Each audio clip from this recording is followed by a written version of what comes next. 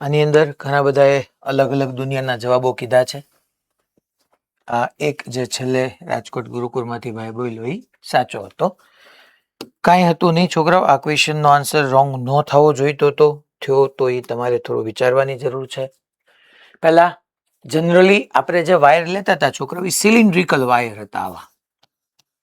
અહીંયા જે મેં વાયર કીધો છે તમને સ્ક્વેર ક્રોસ સેક્શન વાળો વાયર કીધો છે. આવી રીતના લખીને જ આપ્યું છે wire which have square cross section. અને એ પણ તમને અહીંયા શો કરીને આપ્યું છે કે આ બધી જગ્યાએ કરંટ ડેન્સિટી સેમ નથી. ઈ આ રિલેશન મુજબ ચેન્જ થાય છે કરંટ ડેન્સિટી આની મુજબ.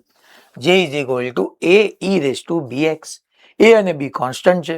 X is the distance from one of the side. એક સાઈડ થી આ રીતનું ડિસ્ટન્સ ઈ પણ તમને શો કરીને આપ્યું છે. Find current passing through wire.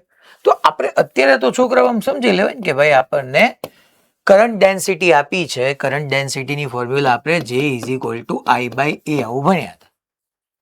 But uniform જો કરંટ ડેન્સિટી હોય તો કરંટ ડેન્સિટી નોન યુનિફોર્મ હોય. ડેટ મીન્સ કે અહીંયા જે એક્સ સાથે વેરી થતું હોય તો મેં તમને આવી ફોર્મ્યુલા કીધી હતી ઇન્ટિગ્રેશન જે ડી એ આવું કરવાનું. આઈડિયલી વેક્ટર ફોર્મમાં જે વેક્ટર ડોટ ડી એ વેક્ટર કહેતા હતા. પણ અહીંયા છોકરાઓ આપણે જોવા જઈએ તો કરંટ યા તો ઇનવર્ડ યા તો આઉટવર્ડ જોવાનો છે. એરિયા વેક્ટર એ ઇન્વર્ટ કે આઉટવર્ડ લ્યો તો બંને વચ્ચેનો એંગલ 0 થઈ જવાનો છે. તો જે ડી એ cos 0 જ આવી જવાનો છે. તો ફાઇનલી તમારી પાસે formula I is equal to integration જે ડી એ થવાની હતી. બટ એની માટે પહેલા મારે શું ફાઇન્ડ કરવું પડે તો કે ભાઈ પહેલા એક એલિમેન્ટ લેવો પડે. એલિમેન્ટમાંથી કરંટ ફાઇન્ડ કરું અને પછી આપણે એનું ઇન્ટિગ્રેટ કરીએ છોકરો. બેઝિકલી યાદ કરો મેં તમને આમ જ ફોર્મ્યુલા બનાવી હતી કે આને according DI is equal to આપણે જે ડી એ કહેતા હતા. Then integrate both the side એટલે લેફ્ટ સાઈડ I આવી જતું હતું, રાઈટ સાઈડ જે ડી એ રહી જતું હતું. તો પહેલા આપણે એલિમેન્ટ લેવાનો. અચ્છા સર આવી રીતનો સ્ક્વેર ક્રોસ સેક્શન છે તો એલિમેન્ટ કયા ફોર્મમાં લેવાનો? અરે દોસ્ત તો એલિમેન્ટ તારે આવી રીતના સ્ટ્રીપના ફોર્મમાં લેવાનો. આપણે એલિમેન્ટ લીધો યાર કે અગેન હું એક્સ જેટલા ડિસ્ટન્સે ગયો અને એક્સ જેટલા ડિસ્ટન્સે જઈને આપણે ડીએક્સ વિથની એક સ્ટ્રીપ લીધી. આવી રીતના એક્સ જેટલા ડિસ્ટન્સે ગયો અને એક ડીએક્સ વિથની સ્ટ્રીપ લીધી. So current in elemental strip આપણે લખી શકીએ current in elemental strip. Current in elemental strip ખંડના સ્વરૂપમાં જે સ્ટ્રીપ લીધી છે એના માટે that is di is equal to JDA. di જે કેટલું છે તો કે સાહેબ જેનો રિલેશન તમને આપ્યો જ છે એની વેલ્યુ પુટ કરી દો. that is A into E raised to BX. સાહેબ એ એલિમેન્ટ જે લીધો એનો એરિયા કેટલો થશે? અરે બેટા આ dx છે અને સ્ક્વેર છે તો L જ થાય. તો આ સાઈડ તો તારી દોસ્ત L જ થવાની છે. તો આ સ્ટ્રીપનો એરિયા લખવો હોય તો length into width that means square L into dx. અચ્છા સર ડીઆઈ મળી ગયું, હવે શું કરવાનું? ઇન્ટિગ્રેટ કરવાનું દોસ્તી. તો તને ખબર જ છે integrate both the side. Integrate integrate ચલો ડીઆઈ નો થઈ જવાનું છે I. અહીંયા કોણ કોન્સ્ટન્ટ આવશે તો કે એ L constant integration E raise to BX into DX. અચ્છા આવી સ્ટ્રીપ તમે ક્યાંથી શરૂ કરીને ક્યાં સુધી લેશો તો કે અહીંયા 0 લઈ લો ને અહીંયા એલ વિચારો. તો આવું તમે 0 થી એલ સુધી કરવાના છો. હાલો એપ્લાય કરી દો યાર. I is equal to A into L. અચ્છા e raise to bx dx e raise to જે કાંઈ હોય એનું ઇન્ટિગ્રેશન એઝ ઇટ ઇઝ રહેશે ઈ રેઝ ટુ બીએક્સ. અચ્છા કોની રિસ્પેક્ટમાં તમે કર્યું? E raise to bx DX છે તો એક્સ નો જે મલ્ટીપ્લાયર છે એ ક્યાં આવી જાય? ડિનોમિનેટરમાં. જે લિમિટ મૂકવાની બાકી છે 0 થી એલ એઝ ઇટ ઇઝ. તો I is equal to A L by B. Sir B કેમ નીચે આવ્યો?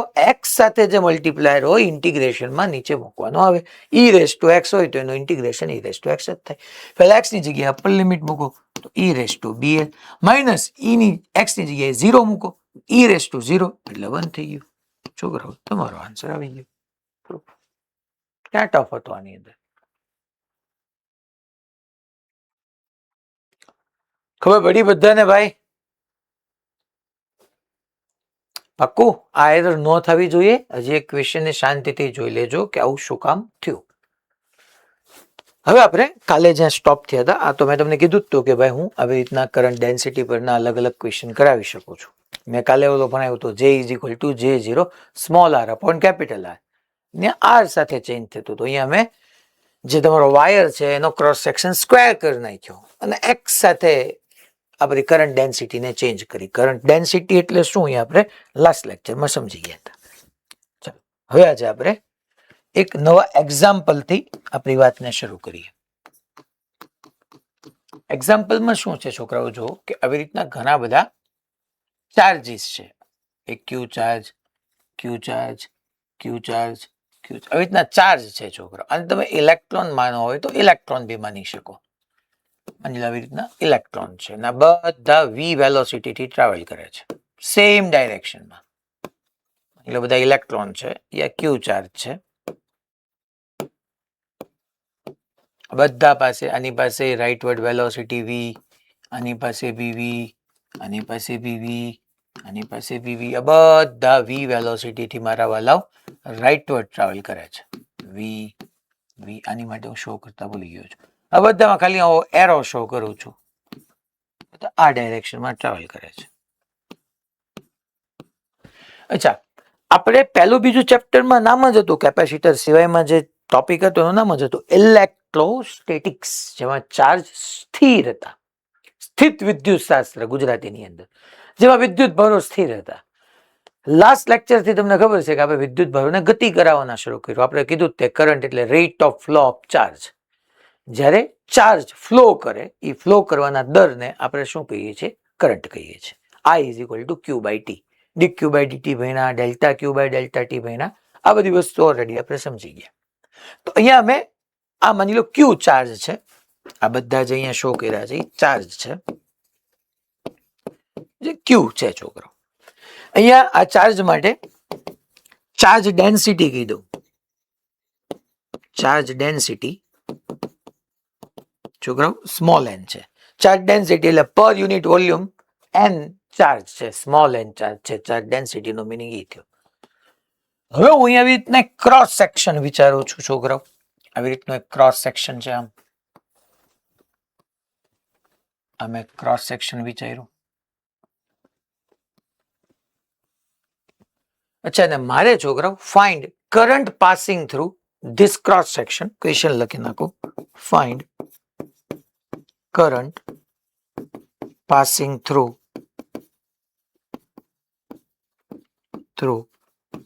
this cross section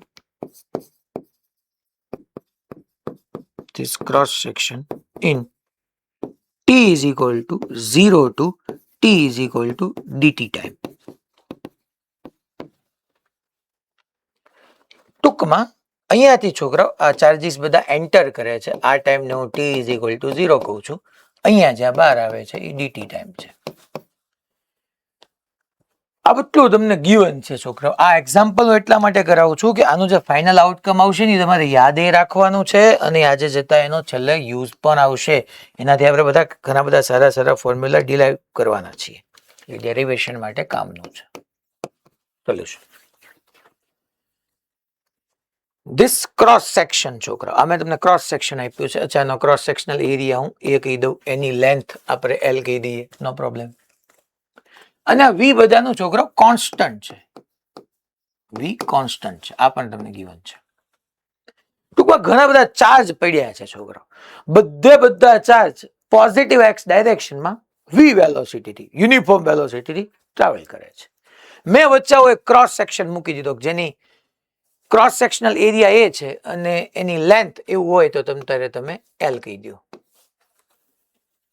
તો find current passing through this cross section in t is equal to 0 to t is equal to dt time.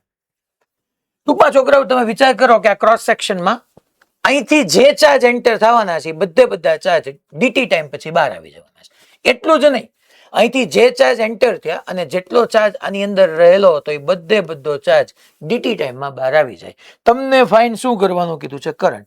કરંટની formula વિચારી લેવાય તો કે current એટલે કાં તો છોકરાઓ delta Q by delta T. એ તો એવરેજ કરંટ થયો. મેં કે એવરેજ કરંટ લખ્યો? નહીં, મેં તો કરંટ લખ્યો. તો current itself instantaneous current. That means છોકરા હું dq બાય dt લખી શકું. કરંટ માટે એ જ થાય. તો મારે એ ફાઇન્ડ કરવાનું છે અહીંયા બેઝિકલી કે ડીટી ટાઈમની અંદર કેટલો ચાર્જ ફ્લો થાય છે આની અંદરથી. ડીટી ટાઈમની અંદર કેટલો ચાર્જ ફ્લો થાય છે એ મારે ફાઇન્ડ કરવું છે.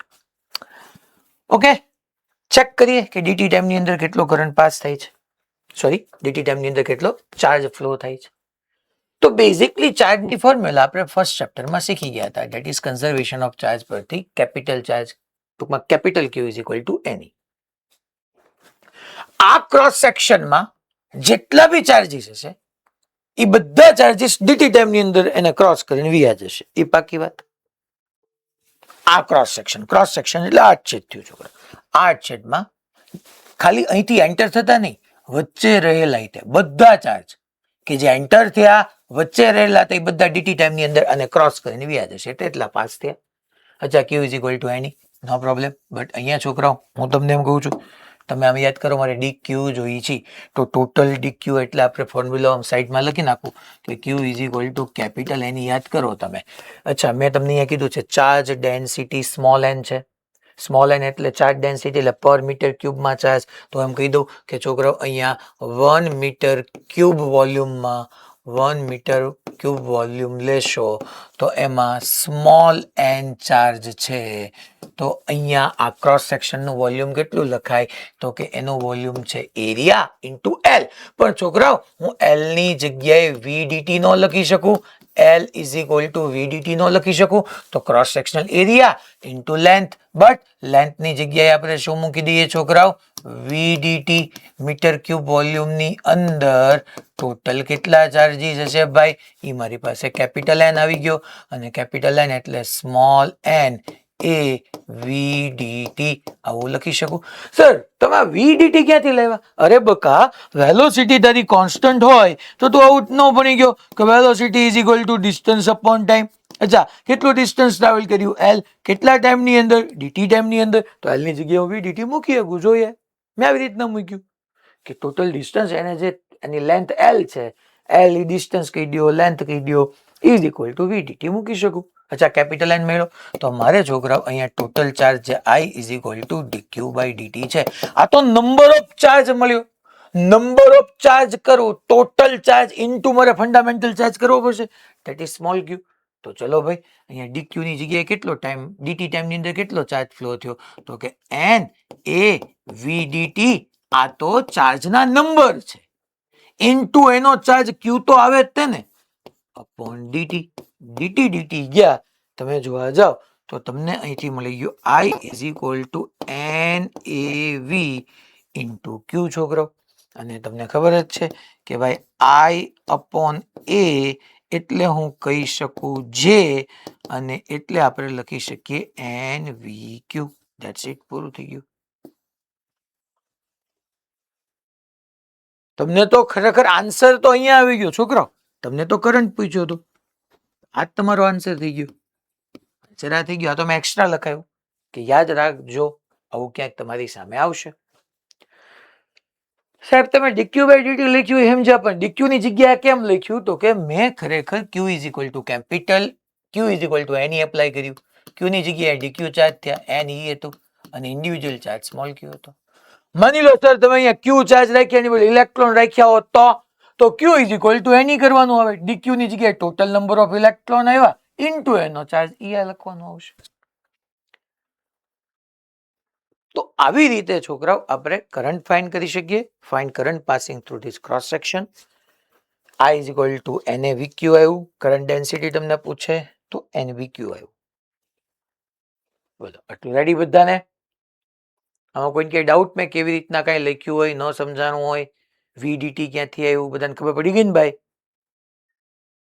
Okay fine. હવે આપણે એક થિયરી શરૂ કરીએ. આ યાદ રાખજો, આપણી પાસે મારી પાસે તો સ્લાઇડમાં રહેવાનું જ છે. હમણાં હું તમને આને એક જગ્યાએ રિલેટ કરાવડાવું. હવે આપણે છોકરાઓ નવી એક થિયરી ભણીએ, that is motion of free electrons in conductor. Motion of free electrons in conductor. હવે મેં તમને લાસ્ટ લેક્ચરમાં એક થોડોક આઈડિયા આપ્યો હતો કે માની લો આવી રીતનું એક કંડક્ટર લઉં છું, બીજી ક્યાં બલ્ક હશે છોકરાઓ, આ કંડક્ટર છે, કોઈ બી શેપનું મેં ડ્રો કર્યું છે છોકરાઓ. હવે આની અંદર ફ્રી ઇલેક્ટ્રોન્સ તો કે કયા કહેવાય? તો કે જે ઓલા ન્યુક્લિયસ સાથે બાઉન્ડ નથી થયા, ન્યુક્લિયસ થી દૂર છે, જે ફ્રી ઇલેક્ટ્રોન કહેવાય. એના વિશે ઓલરેડી કેમિસ્ટ્રીમાં તમે ભણી ગયા છે, લાસ્ટ લેક્ચરમાં આપણે ડિસ્કસ કરી હતી. એનું મોશન કેવું હોય? So motion of free electrons in conductor. હવે મેં તમને કીધું હતું તમે જે બેચ ઉપર બેઠા છો એ બેચે મેટલની છે ને મેટલની અંદર ફ્રી ઇલેક્ટ્રોન તો હોય જ તે, ઇલેક્ટ્રોન મૂવ કરે છે. છતાંય તમે જે બેચમાં બેઠા છો એ બેચમાં કરંટ કેમ નથી? કરંટ માટે કેમ આપણે બહારથી બેટરી કનેક્ટ કરવી પડે છે યા બહારથી આપણે સપ્લાય આપવો પડે છે તો તમને કરંટ મળે છે? જો કરંટ માત્ર ને માત્ર મેટલની અંદર કે કંડક્ટરની અંદરના ફ્રી ઇલેક્ટ્રોનના મોશનથી જ હોત તો યાર તમારી આજુબાજુ જેટલા મેટલ છે બધા મેટલની અંદર ફ્રી ઇલેક્ટ્રોન છે અને ફ્રી ઇલેક્ટ્રોન મોશનમાં છે તો ત્યાં કરંટ મળવો જોઈએ, તો કરંટ મળતો નથી. પહેલી વાત તો તમને અમને એટલું સમજાય કે કંડક્ટર હોય તો એની અંદર ફ્રી ઇલેક્ટ્રોન હોય. એટલે કયા ઇલેક્ટ્રોન? કે જે આ ન્યુક્લિયસ હોય, ન્યુક્લિયસની સરાઉન્ડિંગમાં 1s ને 2s ને આવા ઇલેક્ટ્રોન કે જે ટૂંકમાં આનથી બાઉન્ડ નથી થયેલા, એ ફ્રી ઇલેક્ટ્રોન કહેવાય. હવે સાહેબ અમને એવી કઈ નથી ખબર કે ફ્રી ઇલેક્ટ્રોન બધા મૂવ કરતા હોય, તો તમને સાવ બેઝિક થી સમજાવું કે ભાઈ ફ્રી ઇલેક્ટ્રોન મૂવ કરતા છે. કેમ? કારણ કે ઈ ઇલેક્ટ્રોન પાસે છોકરાઓ કંડક્ટર પડ્યા ક્યાં હશે? તમારા ક્લાસરૂમમાં, અહીંયા આપણા આ સ્ટુડિયોના રૂમમાં, અર્થ પર ક્યાંક હશે ને, કે જેને કંઈક ટેમ્પરેચર હશે. તમે યાદ કરો KTG ની અંદર ભણી ગયા કે કોઈ પણ બોડીને ટેમ્પરેચર હોય એટલે એની પાસે એની કાઇનેટિક એનર્જી આવે, that is half mv² is equal to 3/2 kBT. જે કાંઈ એનર્જી આવવાની છે એ એનર્જી છોકરાઓ, અચ્છા એનર્જી આવવાની હીટ એનર્જીના ફોર્મમાં કેમ આવવાની છે? કારણ કે જ્યારે બી કોઈ એનર્જી ફ્લોઈંગ ફોર્મમાં હોય ને, એનર્જી વહેવાના ફોર્મમાં હોય ને, ત્યારે હંમેશા હીટ એનર્જી કહેવાય. હીટ એનર્જી હીટ કહેવાય છે ને. હીટ કોને કહેવાય? What is heat? Heat it is the flowing form of energy. જ્યારે કોઈ પણ ઉર્જા વહન પામતી હોય ત્યારે. ઓકે, નો પ્રોબ્લેમ. તો છોકરાઓ અહીંયા એને હું રૂમ ટેમ્પરેચરે રાખું તો ટેમ્પરેચરને કારણે એ ઓસિલેટ કરવાના, એટલે ટ્રાવેલ તો કરવાના જ તે, ડેફિનેટલી ટ્રાવેલ કરવાના. હવે એમાં શું થાય? માની લો આ એક ઇલેક્ટ્રોન લઈ લો ને, તો ઇલેક્ટ્રોન આમ જતો હોય, તો એની અંદરનો બીજો ઇલેક્ટ્રોન હોય ને એ આમ જતો હોય. કેમ? કારણ કે એને તો એનર્જી મળશે ને એ ધારશે. હવે એ માની લો અહીંયા જતો હતો, અહીંયા બીજો ઇલેક્ટ્રોન આવ્યો કે કોઈ લેટાઇસ સ્ટ્રક્ચર આવ્યો એની સાથે કોલાઇડ થયો એટલે એની ડાયરેક્શન ચેન્જ કરી. માની લો આ ઇલેક્ટ્રોન આમ જતો હતો, અહીંયા બીજો એક લેટિસ સ્ટ્રક્ચર આવ્યો એની સાથે કોલાઇડ થયો તો એને ડાયરેક્શન ચેન્જ કરીને ઇલેક્ટ્રોન આમ ગયું. તો અહીંયા ઇલેક્ટ્રોન કંડક્ટરની અંદર રૂમની અંદર કે મોલેક્યુલ રેન્ડમાઇઝ ઝિગઝેગ પાથ પર ટ્રાવેલ કરતા હોય એવી રીતના ઇલેક્ટ્રોન ગમે ડાયરેક્શનમાં ટ્રાવેલ કરતા હોય, કાંઈ લેવા દેવા ન હોય. એટલે પહેલી લાઈન લખું છું કે ભાઈ electron will travel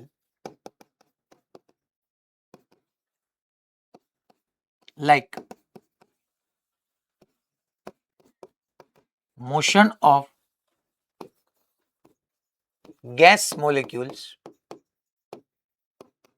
in a room.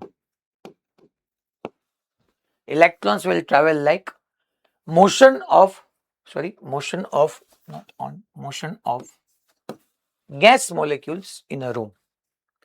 એક રૂમની અંદર ગેસ મોલેક્યુલ કેવી રીતના ટ્રાવેલ કરે એવી રીતના આ બધા ઇલેક્ટ્રોન ટ્રાવેલ કરતા હોય. ઓકે સાહેબ, આ વાત તમને સમજાઈ ગઈ. પછી તમે એક વસ્તુનો વિચાર કરો ને કે ભાઈ આ આપણને ખબર પડી ગઈ, એટલે that means like gaseous molecule in a room. Free electrons બધા છે. Free electrons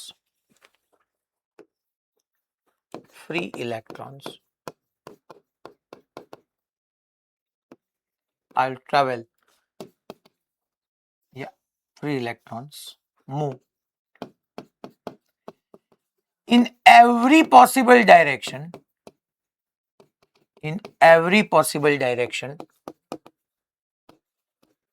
Without giving preference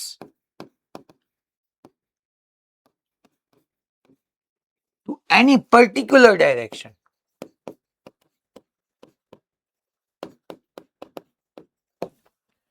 ટૂંકમાં ઇલેક્ટ્રોનને મન ફાવે એ ડાયરેક્શનમાં વ્યા જાય, એને કોઈ એક ડાયરેક્શન નહીં, ક્યાંય છોકરાઓ પર્ટિક્યુલર ડાયરેક્શનને પ્રેફરન્સ ન આપે. free electrons move in every possible direction without giving preference.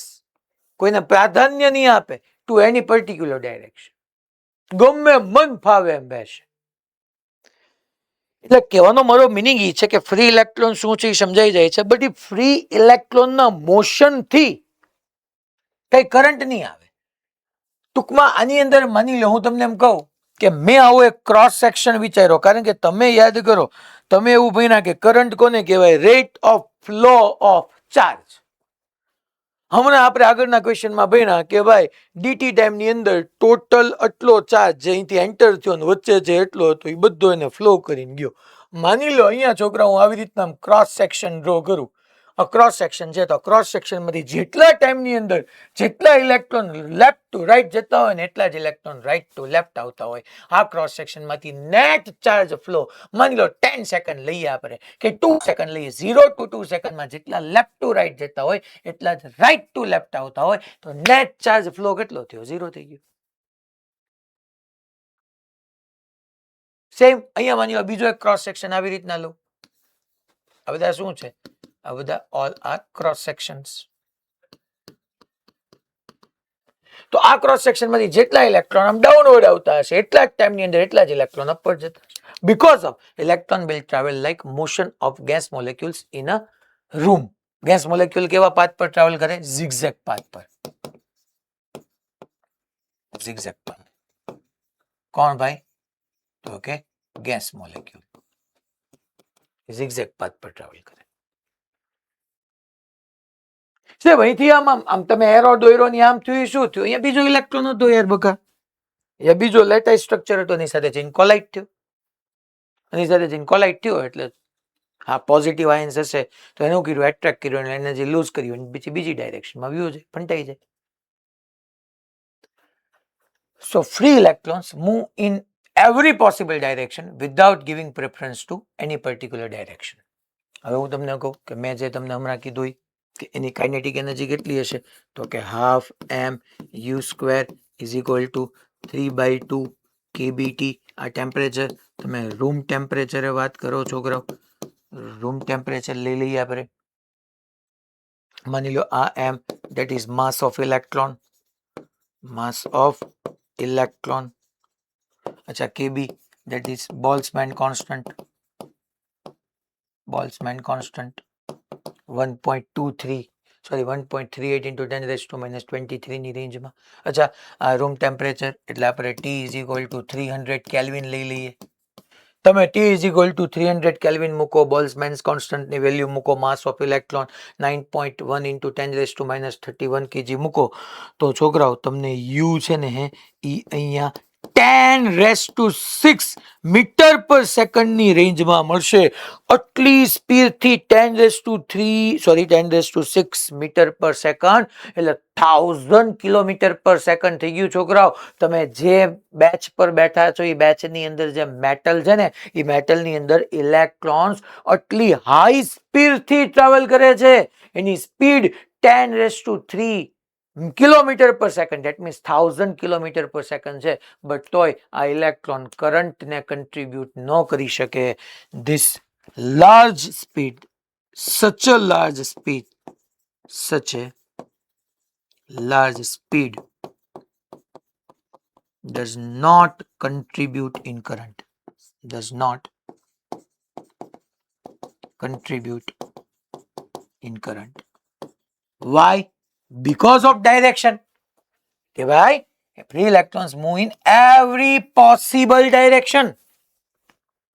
કોઈ ભી તમે એક ક્રોસ સેક્શન લ્યો તો ક્રોસ સેક્શન માંથી જેટલા ઇલેક્ટ્રોન, માની લો ગેસ મોલેક્યુલ શું થતા હશે, તો કે ગેસ મોલેક્યુલ ઉપર જાય, નીચે જાય, રાઈટે જાય, લેફ્ટે જાય, આગળ આવે, પાછળ આવે, એમ ઇલેક્ટ્રોન ક્રોસ સેક્શન લઈએ તો એક ક્રોસ સેક્શન માંથી જેટલા ઇલેક્ટ્રોન લેફ્ટ ટુ રાઈટ ગયા છે એટલા રાઈટ ટુ લેફ્ટ ગયા છે, તો નેટ ચાર્જ તો 0 થઈ ગયો યાર. એનો વેક્ટર સમ કરો તો 0 થઈ જાય.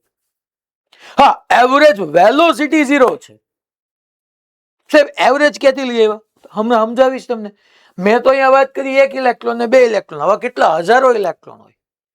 તો તમે જોવા જાવ કે કોઈ ક્રોસ સેક્શન લઈ લો, 10 ઇલેક્ટ્રોન રાઈટ ગયા, 10 ઇલેક્ટ્રોન લેફ્ટ ગયા, તો એની એવરેજ વેલોસિટી કેટલી થઈ ગઈ? 0 યાર.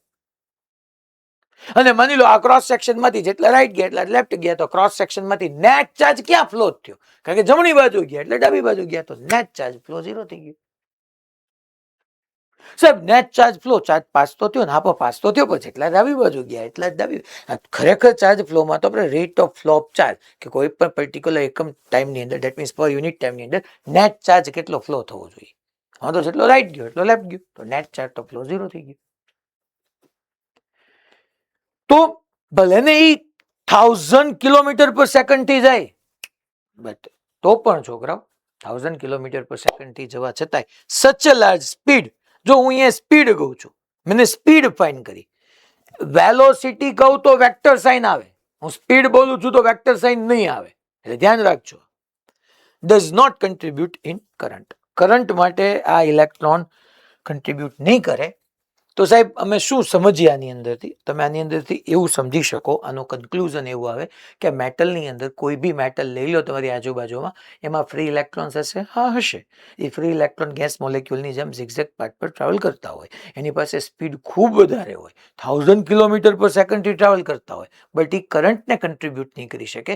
બિકોઝ ઓફ કરંટ કન્ટ્રીબ્યુટ કરવા માટે, સસ્ટેનેબલ કરંટ મેળવવા માટે છોકરાઓ ક્લોઝ પાથ જરૂરી છે. એ ક્લોઝ પાથ હું તમને આની પછી સમજાવું છું, પણ અહીંયા તમે એમ સમજાવી શકો કે ભાઈ કરંટ માટે છોકરાઓ કોઈ પણ ક્રોસ સેક્શન હોય ને, તો એમાંથી જેટલા રાઈટ ટુ લેફ્ટ જાય એટલા જ રાઈટ ટુ લેફ્ટ ન જવા જોઈએ. બધા ઇલેક્ટ્રોન કાં તો રાઈટ જવા જોઈએ, કાં તો બધા ઇલેક્ટ્રોન્સ લેફ્ટ જવા જોઈએ. તો છોકરાઓ સસ્ટેનેબલ કરંટ મળે. તો સસ્ટેનેબલ કરંટ માટે લાર્જ સ્પીડ રિક્વાયર્ડ નથી. સસ્ટેનેબલ કરંટ માટે એક દિશાની સ્પીડ જવાબદાર છે. એટલે જ કહેવામાં આવે ને કે ગમે એટલી ઝડપથી પ્રોપર ડાયરેક્શનમાં ન જતા હો તો ક્યારેય તમે કોઈ રિઝલ્ટ પ્રોડ્યુસ ન કરી શકો. ભલે ધીમે ધીમે જતા હો, કન્સિસ્ટન્ટલી કામ કરતા હો, ઓછી સ્પીડ હોય પણ કન્સિસ્ટન્ટ હોય, તો કન્સિસ્ટન્ટલી થયેલું કામ હંમેશા એક રિઝલ્ટની અંદર કન્વર્ટ થાય. એવું જ અહીંયા ઇલેક્ટ્રોનની અંદર છે. હવે હું તમને એક સમજાવું છોકરાઓ કે માની લો હું એમ કહું કે આવી રીતના એક મેટલ પ્લેટ છે, આમ મેટલ પ્લેટ પડી છે, એક મેટલ પ્લેટ લઈ લઉં છું. અચ્છા, પ્લેટ લઈ લઈએ ચાલો ને, મારે તો હું કામ હેનું છે મેઇન, તો કે ચાર્જ એનું કામ છે.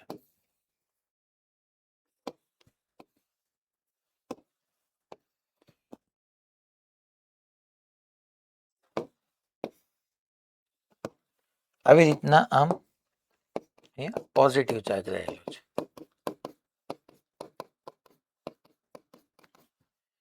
સરફેસ ચાર્જ ડેન્સિટી હું સિગ્મા કહી દઉં, તો આને કારણે ઇલેક્ટ્રિક ફિલ્ડ સિગ્મા અપોન 2ε0. હું મેટલ નથી લેતો, લાર્જ યુનિફોર્મલી ચાર્જ શીટ લઉં છું છોકરા. નોન મેટલ છે, કારણ કે મેટલ હોતો તો સરફેસ પર વ્યૂ જાય. આના કારણે ઇલેક્ટ્રિક ફિલ્ડ તમને ખબર પોઝિટિવ ચાર્જ છે તો રેડિયલી આઉટવર્ડ હોય. અને ઇલેક્ટ્રિક ફિલ્ડમાં હું આવી રીતના છોકરા એક આમ કંડક્ટર મૂકી દઉં છું. આ કંડક્ટર છે, આ કંડક્ટર હતો. તો પોઝિટિવ ચાર્જનું ઇલેક્ટ્રિક ફિલ્ડ આવી રીતના આવશે છોકરાઓ. આ બધા ઇલેક્ટ્રોન્સ આવી રીતના એના પોઝિટિવ ચાર્જના ઇલેક્ટ્રિક ફિલ્ડમાં છે. આ તમારું એક્સટર્નલ ઇલેક્ટ્રિક ફિલ્ડ થઈ ગયું, ઈ એક્સટર્નલ. ઓકે, અચ્છા આ શું મૂક્યો છે? કંડક્ટર છે. કંડક્ટર છે. કંડક્ટરમાં શું હશે? તો કે ફ્રી ઇલેક્ટ્રોન્સ હશે, બધા ફ્રી ઇલેક્ટ્રોન્સ હશે.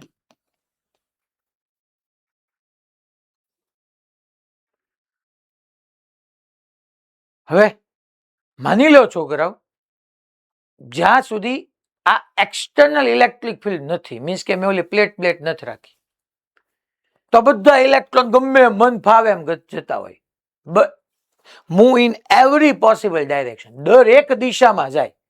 એનું ફિક્સ ન હોય કે ભાઈ મારે ડાબી બાજુ જ જવું કે મારે ઇલેક્ટ્રોન જમણી બાજુ જ જવું. Moving in every possible direction in the absence of external electric field. હવે મેં જેવું એક્સટર્નલ ઇલેક્ટ્રિક ફિલ્ડ આપ્યું એટલે તમને ખબર છે કે ઇલેક્ટ્રોન પર, અચ્છા ઇલેક્ટ્રોન પોઝિટિવ ચાર્જ કે negative charge? Negative charge. Negative charge પર આપણે ભણી ગયા ફિલ્ડની ઓપોઝિટ ડાયરેક્શનમાં ફોર્સ લાગે, that F force is equal to F is equal to Q E. ક્યુ ની જગ્યાએ હું એની મૂકું, એન એટલે 1, તો માઇનસ ઈ જેટલું ફોર્સ ન લાગે?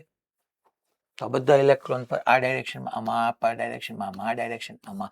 તો છોકરાઓ જે ઇલેક્ટ્રોન ફ્રી હતા અને બધા એવરી પોસિબલ ડાયરેક્શનમાં ટ્રાવેલ કરતા હતા ઝિગઝેગ પાથ પર.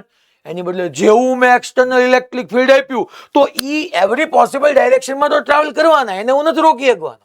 પણ હા, બધા સાથે સાથે ડાબી બાજુ તો ટ્રાવેલ કરવાના, એ પાકું જ છે. કારણ કે જે એવરી પોસિબલ ડાયરેક્શનમાં ટ્રાવેલ કરતા હતા એ તો થર્મલ એજિટેશનને કારણે એવું હતું, ઉષ્મીય ડોલનોને કારણે. જે બહારથી રૂમ ટેમ્પરેચર પાસેથી જે ઉષ્મા ઉર્જા મળી, એ ઉર્જા જે મળી એને હીટના ફોર્મમાં મળી. કારણ કે જ્યારે હીટ, ટૂંકમાં energy flowing from of energy, that is heat, હીટના ફોર્મની અંદર મળી. એટલે half mv square is equal to 3/2 kBT મેં કીધું. તો એ તો એની પાસે છે જ તે. તો આ ઇલેક્ટ્રોન એમ ન સમજતા કે આમ બધા આમ માની લો મસ્ત કંડક્ટર હતો ને તો ઇલેક્ટ્રોન બધા ડાયાડમના આમ ટ્રાવેલ કરવા મળે. ના ના, ડાયાડમના એમ ટ્રાવેલ નહીં કરવા મળે. હમણાં હું તમને સમજાવીશ તે ઇલેક્ટ્રોન હા આમ જ જશે, પણ ઈ પાકું છે કે ઈ ઝિગઝેગ પાથ કરતા કરતા કરતા જશે બધા ડાબી બાજુ. આ રીતે આમ જશે, આ રીતે આમ જશે. જમણો તમને ડ્રો કરીને દેખાડું છું આની પછીની સ્લાઇડમાં. એટલે ઇલેક્ટ્રોન બધા અહીંયા આવતા ગયા તો કહી દો કે અહીંયા એ નેગેટિવ આવ્યો, અહીંયા નેગેટિવ આવ્યો, અહીંયા નેગેટિવ આવ્યો, અહીંયા નેગેટિવ આવ્યો, અહીંયા નેગેટિવ આવ્યો, તો ઓટોમેટિકલી રાઈટ સાઈડ છોકરાઓ ઇલેક્ટ્રોન ડેફિશિયન્સી ઝોન ક્રિએટ થઈ ગયો. એટલે અહીંયા પોઝિટિવ, અહીંયા પોઝિટિવ, અહીંયા પોઝિટિવ. છોકરાઓ ડખો શું થયો? ડખો ઈ થઈ ગયો કે બહારથી એક્સટર્નલ ઇલેક્ટ્રિક ફિલ્ડની સામું આ ઇન્ડ્યુસ ચાર્જને કારણે અહીંયા એક ઇન્ડ્યુસ ઇલેક્ટ્રિક ફિલ્ડ આવી ગયું. Electric field direction positive to negative, that is induced electric field. અને એક સમય એવો આવશે કે તમારું એક્સટર્નલ ઇલેક્ટ્રિક ફિલ્ડ અને ઇન્ડ્યુસ ઇલેક્ટ્રિક ફિલ્ડ બે સેમ મેગ્નિટ્યુડના અને ઓપોઝિટ ડાયરેક્શનના થઈ જશે. એટલે છોકરાઓ તમારો કરંટ અંદર ઝીરો થઈ જશે. કારણ કે કરંટ ક્યારે આવે? કરંટ ક્યારે આવે? Rate of flow of charge. કોઈ પર્ટિક્યુલર ક્રોસ સેક્શનમાંથી પર યુનિટ ટાઈમ જે ચાર્જ ફ્લો થાય એનાથી કરંટ આવે. હવે તો ચાર્જ ફ્લો થવાનો બંધ થઈ ગયો. શરૂઆતમાં શું કામ ચાર્જ ફ્લો થયો? કારણ કે શરૂઆતમાં ઇલેક્ટ્રોન હતા, જેવું મેં એક્સટર્નલ ઇલેક્ટ્રિક ફિલ્ડ આપ્યું, ઇલેક્ટ્રોન પર ઈ જેટલું ફોર્સ લાગ્યું એટલે બધા ઇલેક્ટ્રોન લેફ્ટ સાઈડ આવતા ગયા. એટલે સાહેબ બધા ડાયાડમરાથી હાવ સીધે સીધા આમ લીટીની જેમ ગયા. અરે લીટી ના બને, જે વાંકા હોય વાંકા જ રહે, ઈ નો સુધરે. એને આપણે અલગ રીતે ખાલી ટ્રીટ કરતા શીખીએ, બાકી જે વાંકો હોય વાંકો જ રહે. તો ઈ આમ સીધે સીધા નહીં જાય, આર્બિટરી પથ પર જશે. ઈ કેવો પાથ હશે હમણાં સમજાવીશ તમને. બટ એ આમ સ્ટ્રેટ ગયા, આ બધા ગયા એટલે અહીંયા ભેગા થયા. અહીંયા નેગેટિવ આવી ગયા, અહીંયા પોઝિટિવ આવી ગયા. Positive to negative induce electric field આવી ગયું. એટલે ધીમે ધીમે કરતા હવે આ ઇલેક્ટ્રોન પર ફોર્સ લાગવા માંડ્યું ઇન્ડ્યુસ ઇલેક્ટ્રિક નકપાને. અને જેવું નેટ ઇલેક્ટ્રિક ફિલ્ડ ઝીરો થઈ ગયું, છોકરાઓ ફ્રેક્શન ઓફ ટાઈમ માટે કરંટ ગયો. કારણ કે આ બધાની સ્પીડ કેવી ભૂકા કાઢી નાખેવી હોય, 10⁶ મીટર પર સેકન્ડ. ફટાફટ બધા જવા માંડ્યા, ત્યાં જવા માંડ્યા. અહીંયા જેવો ઇલેક્ટ્રોન વધી ગયા એટલે હવે પોઝિટિવ ટુ નેગેટિવ અંદર ઇન્ડ્યુસ ઇલેક્ટ્રિક ફિલ્ડ આવી ગયું. નેટ ઇલેક્ટ્રિક ફિલ્ડ ઝીરો થઈ ગયું. બાકી બધા ઇલેક્ટ્રોન શું કરશે હવે? તો કે હવે બાકી બધા ઇલેક્ટ્રોન પર, કારણ કે એની અંદર ઇલેક્ટ્રોન કેટલા હોય? કાલે આપણે ભણ્યા હતા 6.9 12.046 into 10⁻²8 નંબર ઓફ ઇલેક્ટ્રોન્સ પર મીટર ક્યુબ. યાદ કરો, મેં તમને 100 ગ્રામનું ઓલું મેટલ લેવડાવ્યું હતું, મેં કીધું તું છોકરાઓ એન ખૂબ વધારે હોય, કંડક્ટર્સ હોય એની અંદર એન બહુ મોટી માત્રામાં હોય. આની અંદર કાંઈ 2 5 25 50 ઇલેક્ટ્રોન ન હોય, 10⁻28 પાવરની અંદર ઇલેક્ટ્રોન હોય. એમાંથી થોડાક ઇલેક્ટ્રોન લેફ્ટ સાઈડ વ્યાઈ ગયા તો બાકી બધા ઇલેક્ટ્રોન તો હજી આર્બિટરી પાથ પર જ ટ્રાવેલ કરે છે અને એ કાંઈ કરંટમાં કન્ટ્રીબ્યુટ કરવાના નથી. તો કરંટ થોડોક ટાઈમ પર મળ્યો પછી કરંટ બંધ થઈ ગયો. હવે એવું થોડું હાલે કે મને થોડોક ટાઈમ કરંટ મળે ને પછી કરંટ ન મળે. તો મારે તો સસ્ટેનેબલ કરંટ જોઈએ છે અને સસ્ટેનેબલ કરંટ માટે છોકરાઓ મારે ક્લોઝ પાથ બનાવવો પડશે. મારે આમ એક કંડક્ટિંગ વાયરથી આ બંને એન્ડને જોડી દેવા પડશે. That is conducting wire.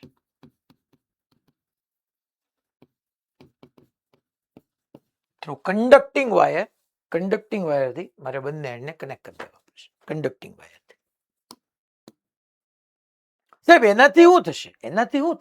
એનાથી થશે જો ડખો ક્યાં થયો પહેલાથી યાદ કરો. કંડક્ટરમાં ફ્રી ઇલેક્ટ્રોન મૂવ કરતા હતા, હોય ગમે એમ મૂવ કરે, કોઈ ડાયરેક્શનને પ્રાધાન્ય ન આપે, એના માટે કોઈ વાલો દોલો નહીં, જે દિશામાં દેખાય દિશામાં દોરવા માંડે. પછી મેં ઇલેક્ટ્રિક ફિલ્ડ આપ્યું બહારથી, એટલે ઈ જે દિશામાં દોડતા હતા એ તો દોડે જ, એમ કઈ વાંકા હોય વાંકા જ રહી, સુધરે નહીં. પણ હા, બધાએ ડાબી બાજુ તો આવું જ પડ્યું. લેફ્ટ સાઈડ તો આવું જ પડ્યું, કારણ કે એક્સટર્નલ ઇલેક્ટ્રિક ફિલ્ડ મારું રાઈટ વર્ડ હતું, તો બધા લેફ્ટ વર્ડ તો આવ્યા જ તે, એટલે ઇલેક્ટ્રોન બધા અહીંયા આવી ગયા, પોઝિટિવ બધા અહીંયા આવી ગયા, પોઝિટિવ ટુ નેગેટિવ એક ઇન્ડ્યુસ ઇલેક્ટ્રિક ફિલ્ડ આવી ગયું. પણ ઈ જે વાંકા દોરતા હતા પણ લેફ્ટ સાઈડ આવ્યા એ બધા વેરી સ્મોલ ટાઈમ માટે, કારણ કે after very small time net electric field on the zero થઈ ગયું. એટલે મેં એવું કીધું બહારથી કન્ડક્ટિંગ વાયર આપી દીધો, જેવો અહીંયા એક ઇલેક્ટ્રોન આવ્યો ને એટલે ઇલેક્ટ્રોન ટ્રાવેલ કર્યો, અહીંથી આમ ગયો, ઇલેક્ટ્રોન ટ્રાવેલ કર્યો, અહીંથી આમ ગયો, કારણ કે આ કન્ડક્ટિંગ વાયર છે, કંડક્ટર હોય તેમાં ઇલેક્ટ્રોન ટ્રાવેલ કરી શકે, અહીંયા આમ ગયો, અહીંયા આમ ગયો, અહીંયા આવી ગયો. જેવો અહીંયા ઇલેક્ટ્રોન આ સાઈડ આવી ગયો, ત્યાં પોઝિટિવ ને નેગેટિવ બે ભેગા થઈને એકબીજાને ન્યુટ્રલ કરી નાખે. પાછો બીજો એકાદો વાયર આવ્યો, એટલે અહીંયા છોકરાઓ એક ઇલેક્ટ્રોન તમે જોવા જાવ કે એક ઇલેક્ટ્રોન ગયો એટલું આમ દેખાડી શકું કે એક ઇલેક્ટ્રોન અહીંયા ઘટી ગયો, અહીંયા એક પ્રોટોન ઘટી ગયું, આમ કહી શકું કાયદેસર, ગેરકાયદેસર વાત જ નહીં કરી આપણે, ઘટી ગયું છોકરાઓ, અહીંયા એક ઇલેક્ટ્રોન ને એક પ્રોટોન ઓછો થઈ ગયો. અચ્છા, અહીંયા એક ઇલેક્ટ્રોન એક પ્રોટોન ઓછો થઈ ગયો તો ઇન્ડ્યુસ ઇલેક્ટ્રિક ફિલ્ડ અને તમારું એક્સટર્નલ ઇલેક્ટ્રિક ફિલ્ડ બે સેમ થઈ ગયું હતું. હવે ઇન્ડ્યુસ ઇલેક્ટ્રિક ફિલ્ડ ઘટી ગયું અને ઇન્ડ્યુસ ઇલેક્ટ્રિક ફિલ્ડ ઘટી ગયું એટલે એક્સટર્નલ ઇલેક્ટ્રિક ફિલ્ડ વધી ગયું, તો એક્સટર્નલ ઇલેક્ટ્રિક ફિલ્ડને કારણે બીજા ઇલેક્ટ્રોન પર એ ફોર્સ લાગશે. એટલે જે અંદર બે ઇલેક્ટ્રિક ફિલ્ડ સેમ થઈ ગયા હતા એની બદલે મેં કન્ડક્ટિંગ વાયર જોડીને આ ઇન્ડ્યુસ ચાર્જ અને આવી રીતના ફ્લો કરાવતો રહું. જેવો એક ઇલેક્ટ્રોન અહીંયા આવે, ઇલેક્ટ્રોન ફ્લો કરીને સામે વ્યો જાય, પોઝિટિવ ને ન્યુટ્રલ કરવા દે, અને કોઈ દિવસ ઇન્ડ્યુસ ઇલેક્ટ્રિક ફિલ્ડ ને એક્સટર્નલ ઇલેક્ટ્રિક ફિલ્ડ બે સેમ થવા દેશે નહીં. બે સેમ નહીં થવા દે એટલે છોકરાઓ મને સસ્ટેનેબલ કરંટ મળશે. તો આની માટે મોસ્ટ ઇમ્પોર્ટન્ટ નોટ એક લખી નાખીએ ભાઈ, આ નોટ કે ભાઈ ટુ ગેટ sustainable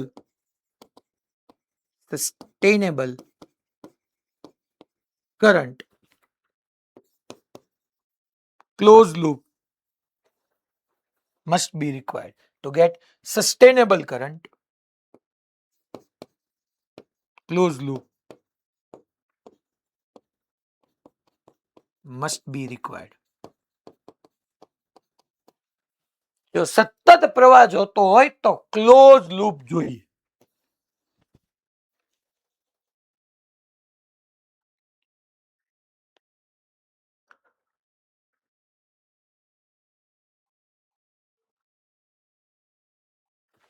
મેં એવું લખ્યું કે ભાઈ જો સસ્ટેનેબલ કરંટ જોતો હોય તો શું જોઈએ મારા વાલાઓ? ક્લોઝ લૂપ જોઈએ.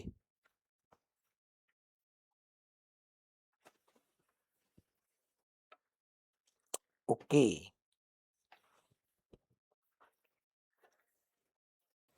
હવે છોકરાઓ આપણે ટોપિક લઈએ છીએ conductor place in an external electric field.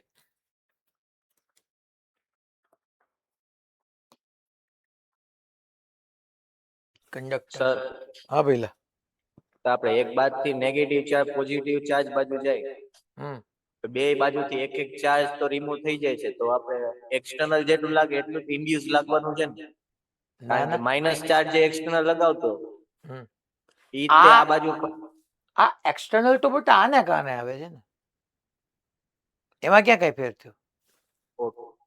ખબર પડી ગઈ ને? હા, આજે આ એક્સટર્નલ ઇલેક્ટ્રિક ફિલ્ડ તો આ સિસ્ટમ ને કારણે છે, એ તો કોન્સ્ટન્ટ છે સિગ્મા અપોન 2 એપ્સિલોન 0. અહીંયા જે બોલું પોઝિટિવ ને નેગેટિવ નું ઇન્ડ્યુસ જે હરખું થઈ ગયું હતું એની બદલે આ પોઝિટિવ ને નેગેટિવ ઘટાડી ઇન્ડ્યુસ ને મેં ઘટાડી દીધું એટલે એક્સટર્નલ આવી થઈ ગયું, એટલે પાછા ચાર્જીસ બધા ટ્રાવેલ કરવા માંડ્યા. ચલો, કંડક્ટર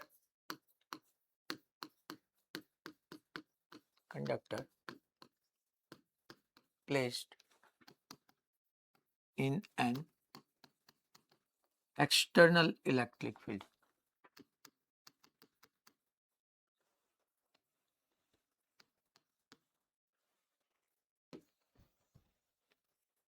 આવી રીતનો છોકરો એક કંડક્ટર છે,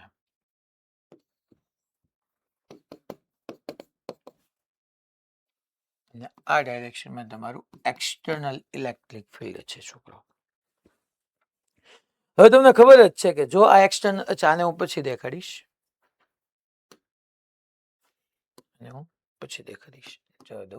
external electric field, external electric field આપો છો એટલે તમારા જેટલા બી ઇલેક્ટ્રોન્સ બધા છે એ ડ્રિફ્ટ થાય છે છોકરાઓ. ડ્રિફ્ટ એટલે ખસ્યા કહેવાય. એટલે પહેલા હું અમુક લાઈન લખી નાખું. ઓન એપ્લાઇંગ ઇલેક્ટ્રિક ફિલ્ડ, આપણે ડાયરેક્ટલી કહી શકીએ કે જો હું આને એક્સટર્નલ ઇલેક્ટ્રિક ફિલ્ડ આપીશ, on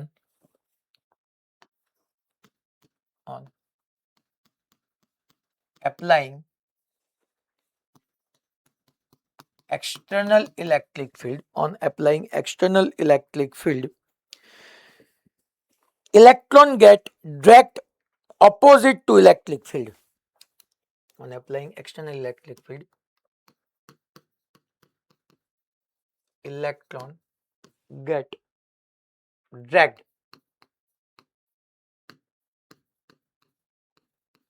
opposite to electric field, external electric field ટૂંકમાં, comma, this speed, yeah, dragged opposite to electric field, this velocity is known as drift velocity. The velocity with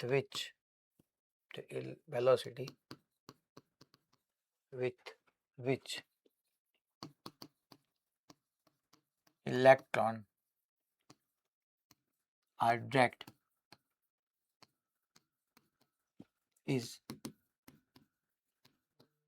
known as drift velocity. એક નવો word તમારી સામે આવી ગયો છોકરો, drift velocity, જેને આપણે VD થી ડિનોટ કરશું. Drift VD, drift velocity. On applying external electric field, electron get dragged opposite electric field.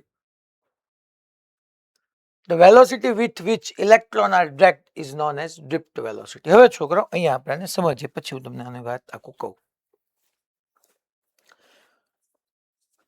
આ તમારો કંડક્ટર હતો, તમે ડ્રો કરેલો જ હશે.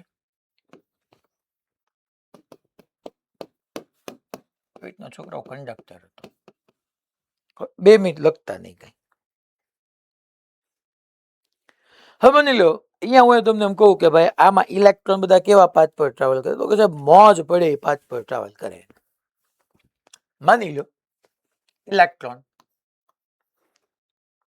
પહેલા અહીંથી આમ ગયો, પછી આમ ગયો, પછી આમ ગયો.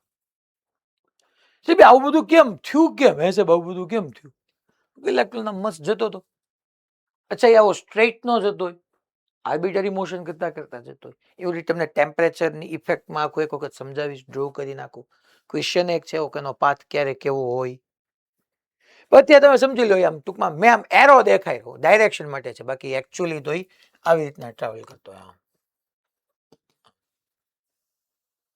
વાઇબ્રેશન કરતો કરતો અહીંયા આવ્યો.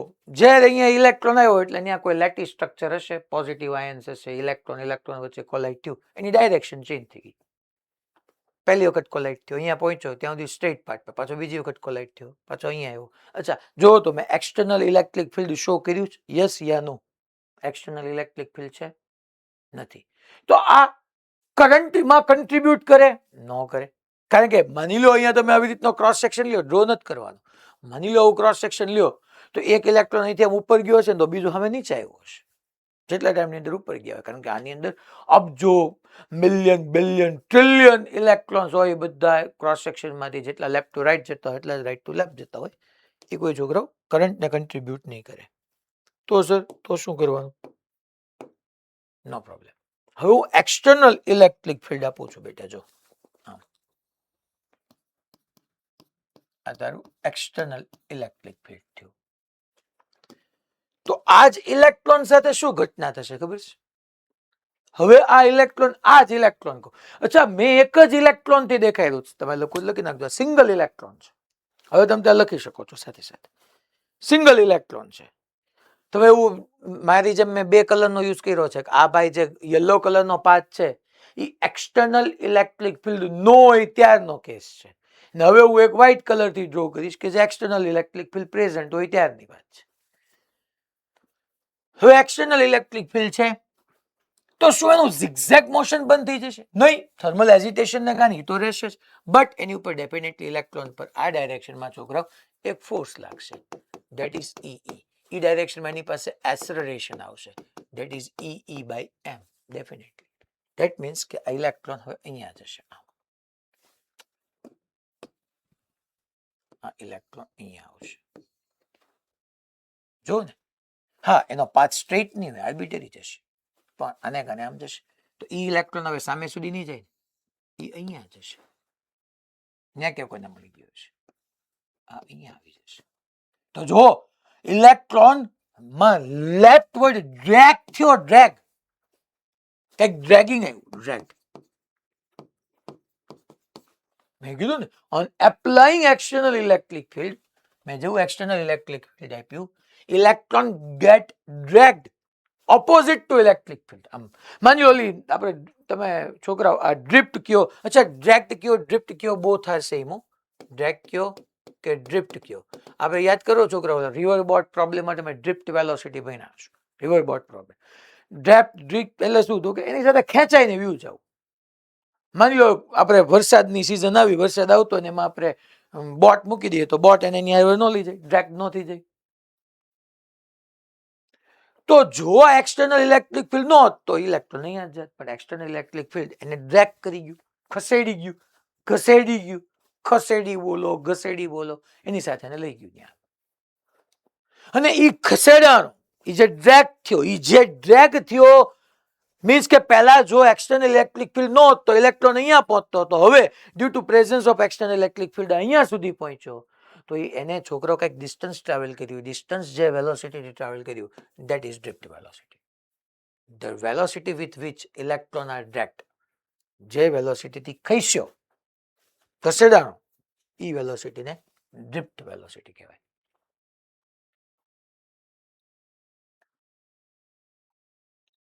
એટલે ખબર પડી ડ્રિફ્ટ વેલોસિટી કોને કહેવાય. હવે તમને એક લાઈન ની અંદર તમારે કેવું હોય તમે એટલું કહી શકો કે ભાઈ તમારે એક્સટર્નલ ઇલેક્ટ્રિક ફિલ્ડને કારણે ઇલેક્ટ્રોન જે ખસેડાય છે તમારા એક્સટર્નલ ઇલેક્ટ્રિક ફિલ્ડની ઓપોઝિટ ડાયરેક્શનમાં, એ જે વેલોસિટીથી ખસેડાય એને તમારી ડ્રિફ્ટ વેલોસિટી કહેવાય. એ ડ્રેગ થાય જે વેલોસિટીથી એને ડ્રિફ્ટ વેલોસિટી કહેવાય. અચ્છા, એનું વેલ્યુ હું તમને કહું છોકરાઓ, એની વેલ્યુ વીડી આપણે પ્રૂવ કરશું છોકરાઓ, એ ઓલમોસ્ટ 1.1 મિલીમીટર પર સેકન્ડના રેન્જની હોય. Very small, very small, but it contribute in current. ભલે એની સ્પીડ ઓછી છે, બટ બધા ઇલેક્ટ્રોન પાસે ઈવીડી એક જ ડાયરેક્શનમાં છે. મેં સમજાયું ને કે સ્પીડ વધારે હોવી જરૂરી નથી, દિશા સાચી હોવી જરૂરી છે, દિશા એક જ હોવી જરૂરી છે. તમે તમારી એનર્જી બધી જ ડાયરેક્શનમાં જો સ્પેન્ડ કરતા હો તો તમે ક્યારેય કોઈ ફાઇનલ આઉટકમ સુધી ન પહોંચી શકો. એવી જ અહીંયા ક્યાંક વાત થઈ કે અહીંયા ડ્રિફ્ટ વેલોસિટી મિલીમીટર, ઓલી વિચાર કરો કયું તો કે ભાઈ આપણી જે રેન્ડમ સ્પીડ આવી હતી ઈ છોકરાઓ 1000 કિલોમીટર પર સેકન્ડ હતી. ઈ સ્પીડ કરંટને કન્ટ્રીબ્યુટ ન કરી શકી, ખાલી 1.1 મિલીમીટર પર સેકન્ડની સ્પીડ. બટ બધા ઇલેક્ટ્રોન, આ તો એક ઇલેક્ટ્રોન માટે છે, આવા જેટલા ઇલેક્ટ્રોન હશે બધા ઇલેક્ટ્રોન લેફ્ટ સાઈડ જ છોકરાઓ ડ્રિફ્ટ થવાના છે. તો ઈ ડેફિનેટલી કરંટમાં કન્ટ્રીબ્યુટ કરશે, but it contribute in current. ભાઈ ડ્રિફ્ટ વેલોસિટી શું થયું એ ખબર પડી. અચ્છા 1.1 કે ઓલી 1000 કેમ આવી મેં તમને સમજાવી હતી, આ 1.1 કેમ આવશે એ આપણે છોકરાઓ આગળ સમજશું. બોલો બધાને રેડી? પાક્કું? તો હવે હું તમને ડ્રિફ્ટ વેલોસિટીની ફોર્મ્યુલા પ્રૂવ કરાવડાવું. ડ્રિફ્ટ વેલોસિટીની આપણે ફોર્મ્યુલા જોઈએ છોકરાઓ.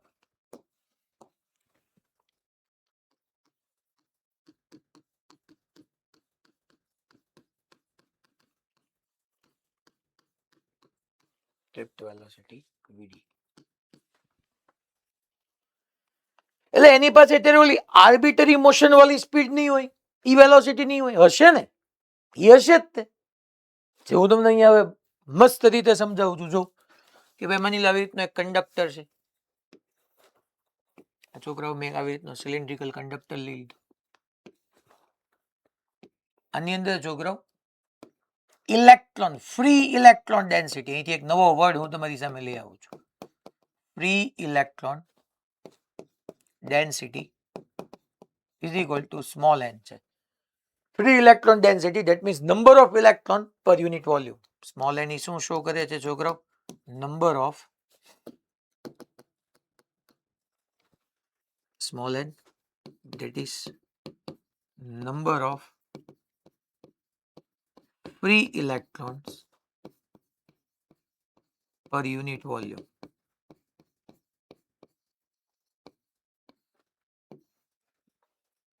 આ છોકરાઓ સ્મોલ n છે. તો આવા ઘણા બધા છોકરાઓ ઇલેક્ટ્રોન્સ છે પણ કરાવીએ. હું એમ કહી રહ્યો છું કે આની લેન્થ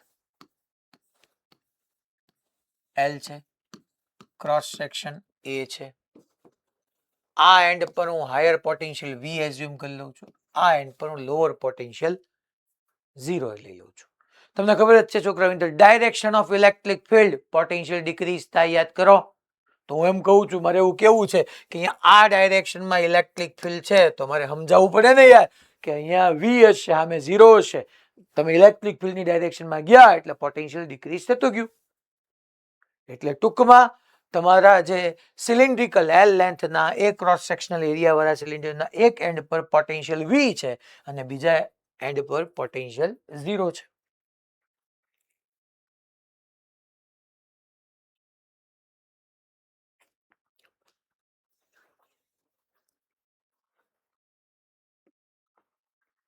ઓકે, હવે તો કે ગમે એક ઇલેક્ટ્રોન ને પકડી લે. માની લો આ એક ઇલેક્ટ્રોન છે, આ ઇલેક્ટ્રોન છે, એના આપણે પાથને સમજીએ. That is electron. એના એકના પાથને હું તમને સમજાવું છું. આ ઇલેક્ટ્રોન,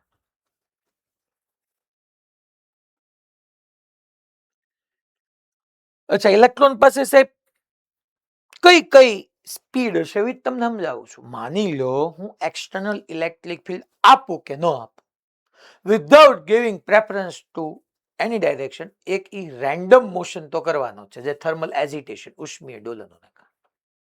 એને કારણે એની પાસે આ ડાયરેક્શનમાં હું એમ કહી રહ્યો છું u1 વેલોસિટી છે ઇલેક્ટ્રોન પાસે. બટ હવે એક્સટર્નલ ઇલેક્ટ્રિક ફિલ્ડ છે, તો એને કારણે એની પાસે આ ડાયરેક્શનમાં એસેલરેશન છે, ઇટ ઇઝ E/m. અચ્છા, માઇનસ કેવું હોય તો માઇનસ કહેવાનું. કેમ માઇનસ વેક્ટોરિયલ લખવું હોય માઇનસ કેમ?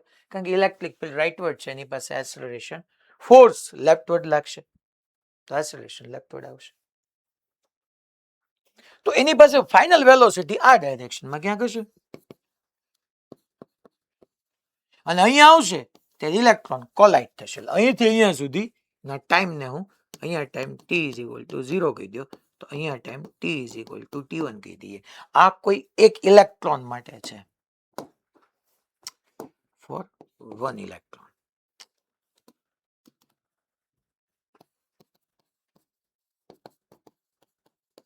કોઈ એક ઇલેક્ટ્રોન માટે આવું છે. આ છોકરાઓ u1 એ ઓલા કયા મોશનને કારણે? આર્બિટરી મોશનને કારણે. રેન્ડમાઇઝ મોશન, જેમ ઓલા ગેસ મોલેક્યુલ કેમ ગમે એ દિશામાં થર્મલ એજિટેશનને કારણે આવી. હવે એક્સટર્નલ ઇલેક્ટ્રિક ફિલ્ડ આપ્યું એટલે એક બીજી ઓલી આવી, તો ફાઇનલ એની પાસે કંઈક v1 વેક્ટર જેટલી વધી હશે.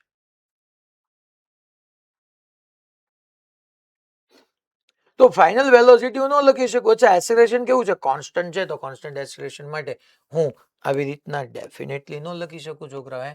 v1 vector is equal two u1 vector plus a, એની જગ્યાએ હું શું લખું છોકરાઓ?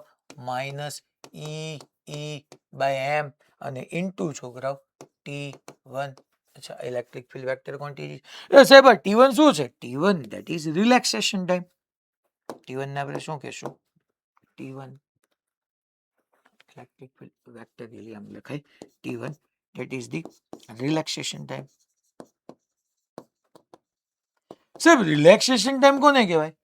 ટુ કન્ઝેક્યુટિવ કોલિઝન વચ્ચેનો ટાઈમ. એકવાર કોલાઇડ થયો અને પછી બીજી વાર કોલાઇડ થાય, બે કોલિઝન વચ્ચેના ટાઈમને રિલેક્સેશન ટાઈમ કહેવાય. બધું તમે KTG માં ભણી જ ગયા છો. પેલું મીન ફ્રી પાથ યાદ કરો તમે. તો relaxation time that is the time between two consecutive collision. Time between two consecutive collision.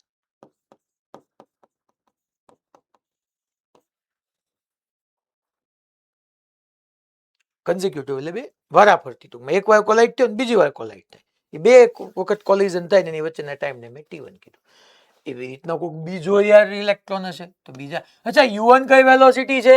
U1 કોને કારણે છે? U1 કોને કારણે છે? ઇટ ઇઝ ડ્યુ ટુ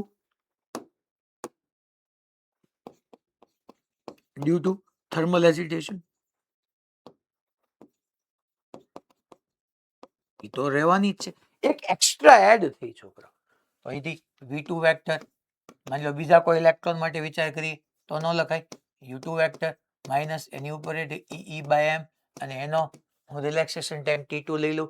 એવી રીતના અહીંયા n પાર્ટિકલ છે તો n માટે Vn ઇઝ ઇક્વલ ટુ અહીંયા મારે લખી શકાય nth પાર્ટિકલની છોકરાઓ થર્મલ એજિટેશન ને કારણે velocity un minus E by m into છોકરાઓ એનો રિલેક્સેશન ટાઈમ Tn મેં કહી દીધો. મારે છોકરાઓ એવરેજ વેલોસિટી જોઈએ છે. એવરેજ વેલોસિટી હું કહી રહ્યો છું. Average velocity V average is equal to પાર્ટિકલની જેટલી વેલોસિટી હોય એ બધાનો વેક્ટર સમ કરો divide by total number of particle plus up to Vn upon n. ચાલો તો મારે શું લખાય અહીંયા? V average vector is equal to V1 vector એટલે હું લખી શકું U1 vector minus E by m into T1 plus V2 vector એટલે U2 vector minus E by m into T2 plus up to dot dot dot dot dot UN vector minus E by m into Tn upon n. લખી શકું ને હું કેમ ન લખી શકું?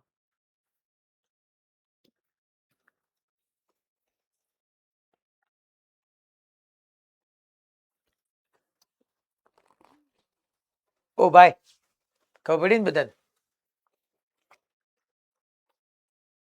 ચાલ પેલા નોટ ડાઉન કરી લ્યો. પાછળ જે લખવાનું છે લખી નાખો. હવે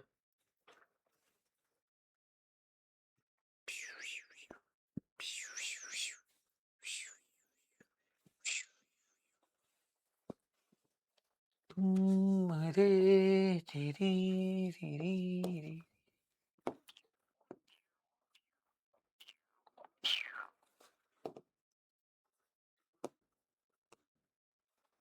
હવે તો કે ભાઈ આપણે U1 U2 UN એ બધાને સેપરેટ કરીએ તો કેમ લખાય?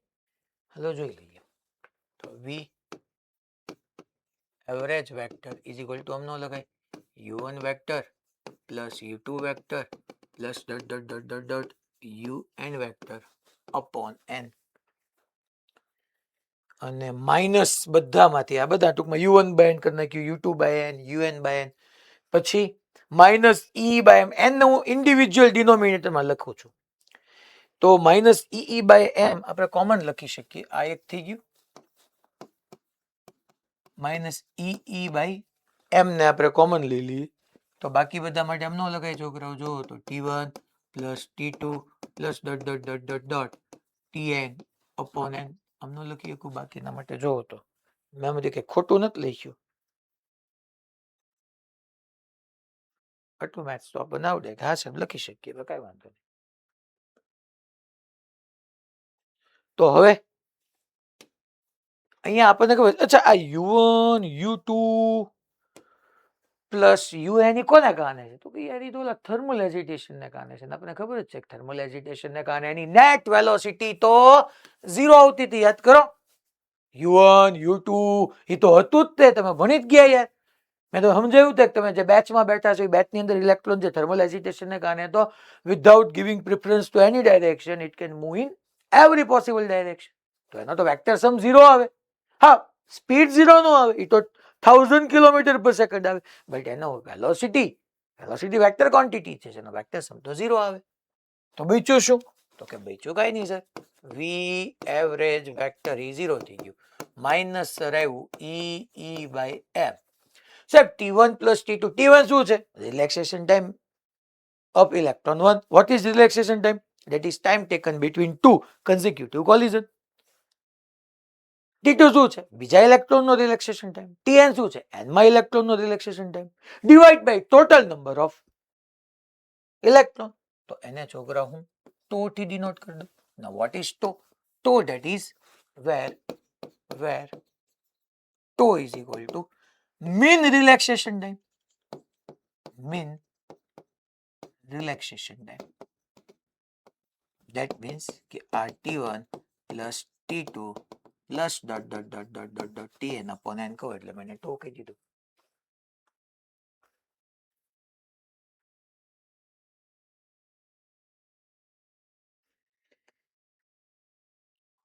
તો છોકરાઓ આ તમે પુટ કર્યું એટલે તમારી પાસે V average is equal to IU minus EE by m into tau, and that is your drift velocity.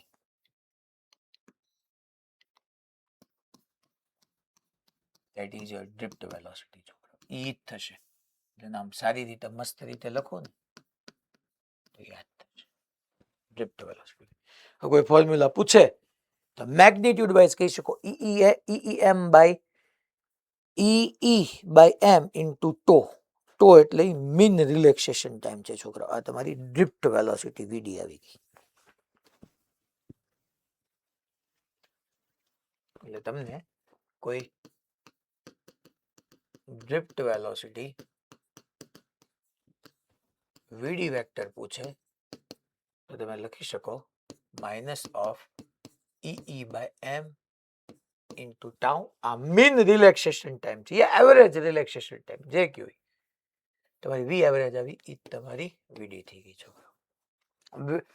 Magnitude wise લખવું હોય તો સાહેબ માઇનસ શું આવ્યું? માઇનસ એમ આવ્યું તમારું ઇલેક્ટ્રિક ફિલ્ડ અને ડ્રિફ્ટ વેલોસિટી બે ઓપોઝિટ ડાયરેક્શનમાં છે. Yes correct. એટલે અહીંયા જેવું કહેતો હતો ને આ ડ્રેગ થયું ને છોકરાઓ, આ ડાયરેક્શનમાં આવીને that is your drift velocity VD. Direction જો તમારા એક્સટર્નલ ઇલેક્ટ્રિક ફિલ્ડની ઓપોઝિટ ડાયરેક્શનમાં છે. આ તમારી NCERT માં જે પ્રૂફ આપ્યું ને એ પ્રૂફ મેં બનાવ્યું. ડ્રિફ્ટ વેલોસિટી એટલે કોઈ તમારે સમજી લેવાનું કે ઇલેક્ટ્રોન બધા સીધે સીધા જતા હતા, ગમે એમ જતા હતા, સોરી સીધે સીધા નહોતા જતા, ગમે એમ જતા હતા, આર્બિટરી મોશન કરતા હતા.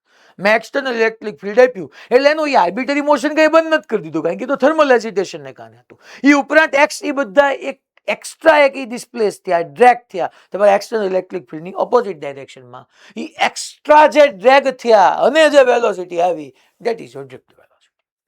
અને એક્સટર્નલ ઇલેક્ટ્રિક ફિલ્ડને કારણે આવી. એક્સટર્નલ ઇલેક્ટ્રિક ફિલ્ડ એને ખેંચી ગયા, એને ખસેડી ગયા, એને ધસેડી ગયા, જે કહેવાય.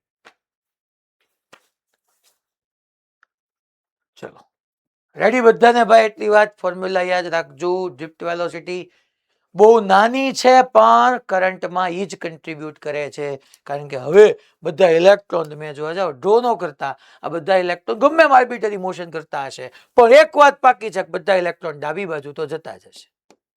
અને અહીંયા હું કોઈ આવી રીતનો ક્રોસ સેક્શન ડ્રો કરું, એ બધા ગમે એમ જતા હોય પણ નેટ એની પાસે લેપ્ટોડ વેલોસિટી હોય, લેટ એની પાસે VD હોય. આની એક બીજી વાત તમને હું પછી આગળ જતા સમજાવીશ, કદાચ આજે બાકી કાલે. ડ્રિફ્ટ વેલોસિટીનો બીજો એક મતલબ એ થાય. આ મેં તમને આખો પ્રૂફ એઝ પર NCERT બનાવ્યું. HCV માં તમે આનું સોલ્યુશન જોવા જાવ ને ટૂંકમાં એને આ જ રીતે આપણે સોલ્વ કર્યું છે ક્લાસિકલ મિકેનિક્સનો જ ઉપયોગ કરીને. પણ હું તમને એમ કહેવા માંગુ છું કે એના પ્રૂફની અંદર છે ને અહીંયા ડિનોમિનેટરમાં 2 આવે. આપણે NCERT મુજબ જ જશું, રાઈટ? HCV એ ટૂંકમાં એને D is equal to V0T plus half AT square નો યુઝ કરીને સોલ્વ કર્યું. 2 આવે બટ કઈ ફેર ન પડે એની અંદર યાર. E by m upon 2m આવે છે. તો ઈ હું તો કે તમારો ઇલેક્ટ્રોનનો ચાર્જ કોન્સ્ટન્ટ, તમારું external electric field mass of electron constant. But આ તો ક્યારેય કદાચ તમારું ધ્યાન પડે તો આપણે એસ પર એનસીઆરટી પ્રૂવ કરેલું છે. હવે છોકરાઓ ઇક્વેશનોની હારમાળા અને તમારી સામે એટલો ડેટા, હું તો એવું સજેસ્ટ કરીશ કે એક બે વસ્તુ બોક્સ કરીને કહીશ કે યાદ રાખજો, બાકી બધું પ્રૂવ કરતા શીખશો એ તમારા માટે સારું અને યોગ્ય ઈ જ છે.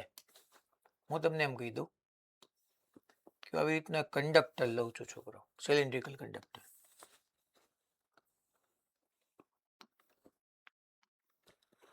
આની લેન્થ જે છે એલ કહી દઉં.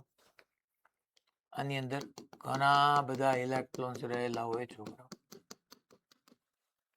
આ એન્ડ પાસે હું હાઈ પોટેન્શિયલ એન્ડ વી કહી દઉં. આ એન્ડ પાસે હું પોટેન્શિયલ 0 કહી દઉં.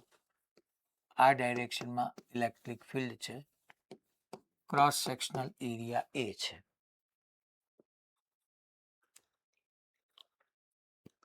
અને આ બધા ઇલેક્ટ્રોન છે.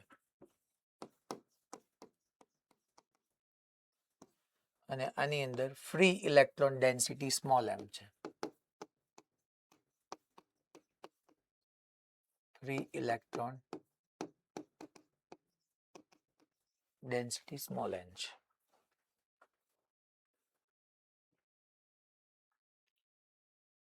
તો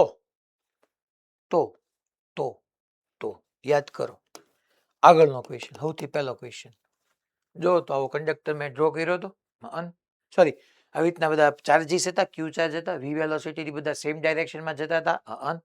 અને મેં તમને એમ કીધું હતું find current passing through this cross section. આવી રીતનો મેં એક વી ડીટી લેન્થનો અને એ ક્રોસ સેક્શનલ એરિયા વાળો એક એ જેનો ક્રોસ સેક્શનલ એરિયા હોય એવો આપણે અહીંયા ક્રોસ સેક્શન મેં દેખાડ્યો હતો.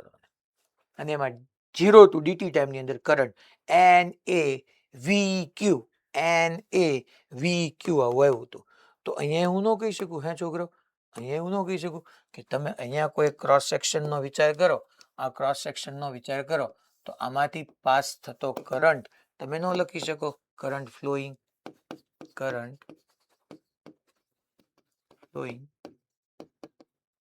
તમે ન લખી શકો. શું હતું? એન લખતા નહીં, N A V Q. Okay, અચ્છા ન્યા એન હતું, અહીંયા મેં તમને કીધું જ છે કે સ્મોલ એન છે, આ સાહેબ છે, હાલો સ્મોલ એન છે, નો problem.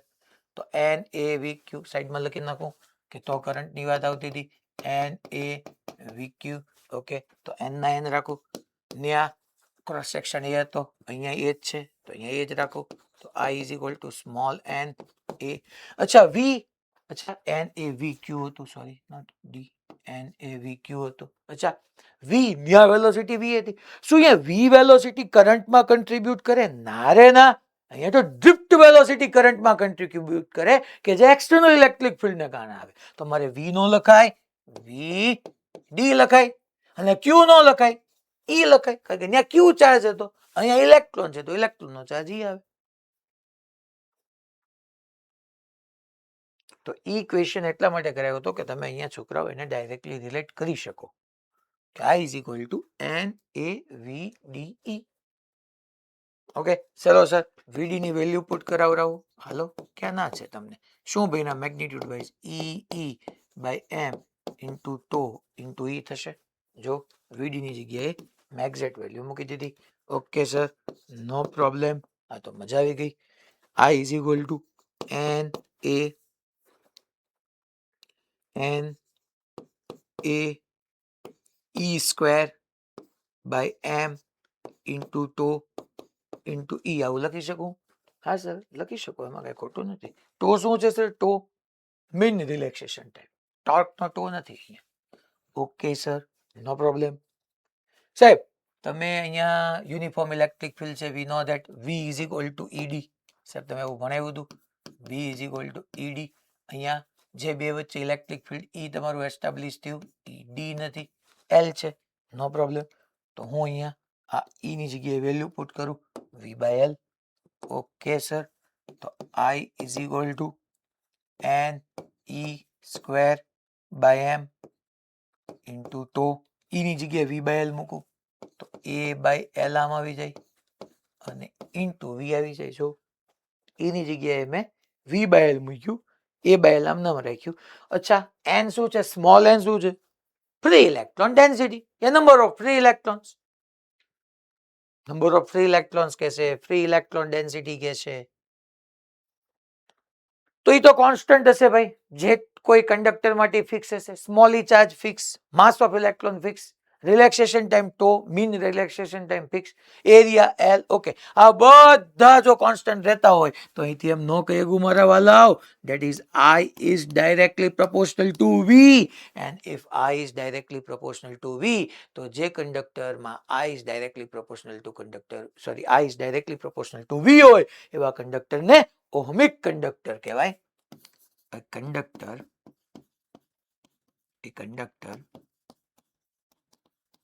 which follows I directly proportional to V, then this type of conductor is known as ohmic conductor.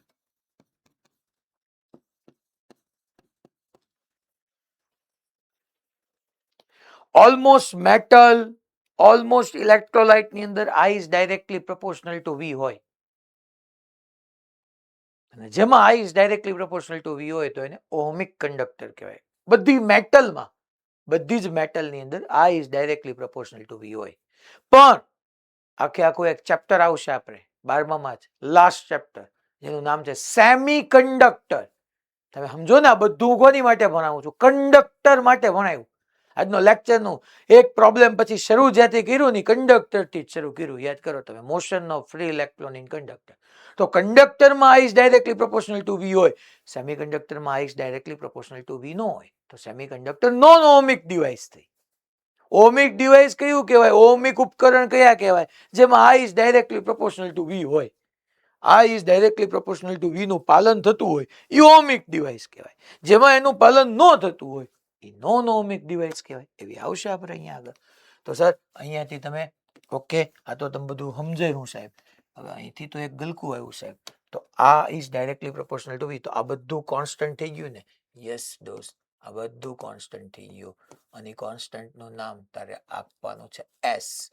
S એટલે તું એને કહીશ કંડક્ટન્સ, વાહકત્વ.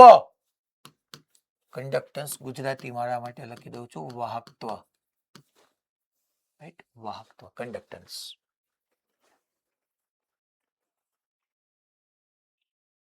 So where conductance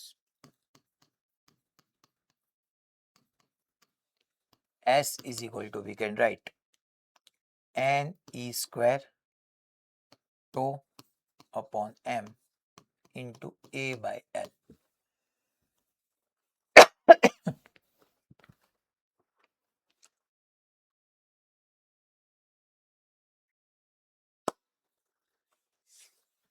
અચ્છા, આની આ એક ઇક્વેશન છે ને, હું આમ ન લખી શકું હે છોકરો, અને હું રીતના ન લખી શકું.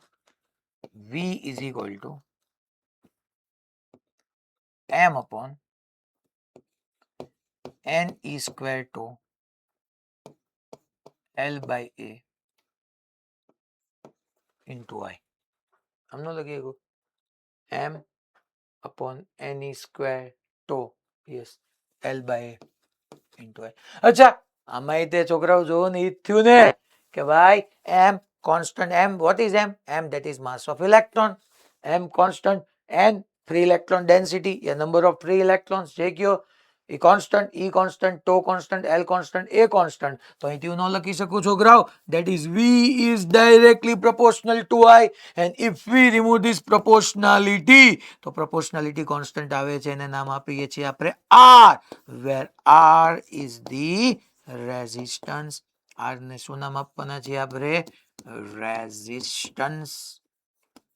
resistance, where R is equal to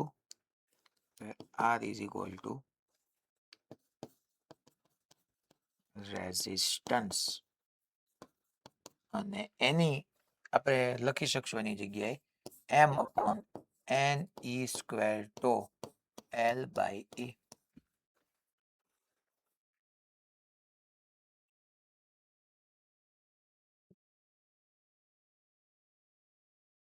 અલા ભાઈ હું શરૂ કર્યું તું?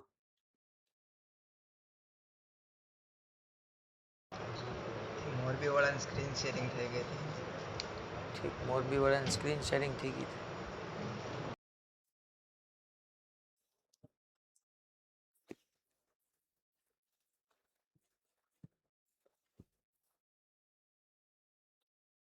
લા ખબર પડી ભાઈ, તમે 10th માં ભણતા એ ફોર્મ્યુલા આવી ગઈ. જો R બરાબર rho L by L by હું કામ અલગ લખું છું ને, કારણ કે આની જગ્યાએ હું રો કહી દઈશ હમણાં. રેઝિસ્ટિવિટી, અવરોધકતા, એ આપણે અહીંયા પ્રૂવ કરી નાખશું. છોકરાઓને રેઝિસ્ટન્સ કેમ કહેવામાં આવ્યો ખબર? નામ રેઝિસ્ટન્સ, રેઝિસ્ટ કરે, અવરોધ કરે. બીકોઝ ઓફ, તમે અહીંથી ચેક કરવા જાવ ને તો I is equal to V by R લખાય. જો જેટલો રેઝિસ્ટન્સ વધારે હશે ને એટલો કરંટ ઓછો હશે. ઇન શોર્ટ, જેટલો કરંટ ઓછો ને એટલો રેઝિસ્ટન્સ વધારે આવવાનો છે, અને જેટલો રેઝિસ્ટન્સ ઓછો હશે ને એટલે કરંટ વધારે. એટલે એનું નામ રેઝિસ્ટન્સ આપ્યું.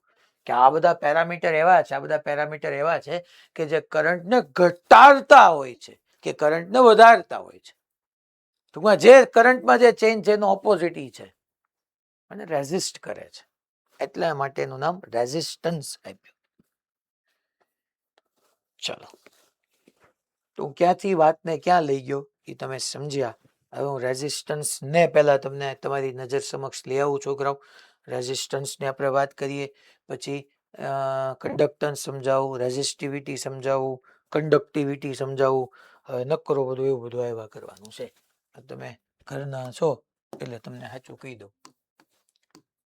રેઝિસ્ટન્સ અને આપણે R થી ડિનોટ કરશું. અચ્છા, રેઝિસ્ટન્સની ફોર્મ્યુલા શું આવી? તો કે ભાઈ resistance R is equal to તમારી પાસે આવ્યું M upon N square tau M upon N E square tau L by A. જો તમે, અચ્છા હવે પહેલી જ વાત તરત આના ઉપરથી મને ને તમને બેને એટલી સમજાય. It depends upon shape, size and geometry of conductor. Shape, size and geometry of conductor. જે વાત છે જોવો ને, એટલા માટે તો છોકરાઓ L અને A ને મેં સેપરેટ રાખ્યા છે. ક્યારનો L અપોન A ને જે બ્રેકેટમાં સેપરેટ રાખતો હતો એની પાછળનું લોજિક જ આ છે કે રેઝિસ્ટન્સમાં જોવો છોકરાઓ, ઇટ ડિપેન્ડ્સ અપોન શેપ છે. માની લો લેન્થ તમે ટ્વાઇસ કરો તો રેઝિસ્ટન્સ ટ્વાઇસ થઈ જાય. માની લો ક્રોસ સેક્શનલ એરિયા તમે ટ્વાઇસ કરો તો છોકરાઓ રેઝિસ્ટન્સ હાફ થઈ જાય. It depends upon shape, size and geometry. બીજી વાત છોકરાઓ કે માની લો તમારો કંડક્ટર ગુડ કંડક્ટર હશે. મેં લાસ્ટ લેક્ચરમાં સમજાવ્યું હતું કે ગુડ કંડક્ટરની અંદર n વધારે હોય, અને n વધારે હોય તો સાચી વાત છે ને કે રેઝિસ્ટન્સ ઓછો હોય. જેટલા નંબર ઓફ ફ્રી ઇલેક્ટ્રોન્સ વધારે એટલો રેઝિસ્ટન્સ ઓછો યાર. તો ગુડ કંડક્ટરની અંદર સારો વાહક હોય તો એમાં અવરોધ ઓછો જ હોય.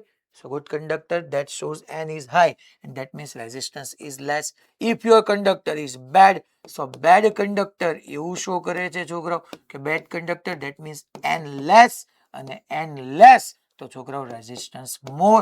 તો સાચી વાત છે ને, ખરાબ વાહક હોય એનો અવરોધ મોટો કહેવાય, સારો વાહક હોય એનો અવરોધ નાનો કહેવાય. ઓકે સર, હાલો એ વાત ક્લિયર થઈ ગઈ સર? એના યુનિટ ની અમને સમજાવો તો થોડુંક.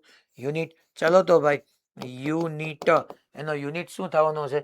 તો કે સર આમાં તો તમે મૂકવા જશો તો ગાંડા થઈ જશો. સાચી વાત છે, આમ ન મુકાય. અચ્છા, તું શું ભણ્યો દોસ્ત? તું V is equal two IR નો ભણ્યો? હા સર ભણ્યો ને, હું V is equal two IR ભણ્યો. એના ઉપરથી R ને કરતા બનાવતો તો R ને તું સબ્જેક્ટ કર તો R is equal to V by I નો આવે? Ravi, R is equal to V by I. અને તો એનો યુનિટ શું થાય? તો કે ઉપર વોલ્ટ આવ્યું. That means potential difference. Potential difference નો unit volt. Volt upon ampere.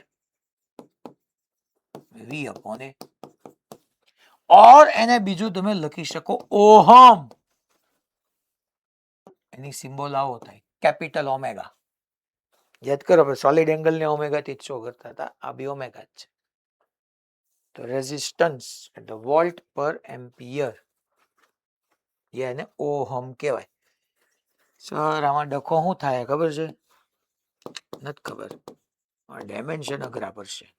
તારી વાત સાચી, મને જ કોઈ ડાયમેન્શન કોઈના યાદ રહ્યા નથી. તમને કહીશ કોઈ યાદ રાખવાના નહીં. પ્રૂવ કરતા શીખી જવાના. વોલ્ટ પર એમ્પિયર, વોલ્ટ એટલે શું થતું હતું? તો કે ભાઈ સાહેબ તમે બીજા ચેપ્ટરમાં છે ને આવી એક ફોર્મ્યુલા બનાવી હતી, W બરાબર વી ક્યુ, ને વી એટલે વોલ્ટ હતું. તો W બાય ક્યુ, W એટલે વર્ક, વર્કની મને આવડે સર, વર્કની મને આ ડાયમેન્શનલ ફોર્મ્યુલા આવડે. ધેટ ઇઝ M1 વર્ક એટલે M1 L2 T માઇનસ 2 અને upon VQ, Q is equal two IT એટલે I1 T1 છે બહુ થતું હતું, અને એમ્પિયર એટલે I1 થતું હતું. A1 એ લખાય, I1 બી ચાલે. તો આના ઉપરથી સાહેબ શું લખી શકીએ? આના ઉપરથી તમે લખી શકો M1 L2 છોકરાઓ T માઇનસ 3 અને I માઇનસ 2. આવી ગઈ ડાયમેન્શનલ ફોર્મ્યુલા.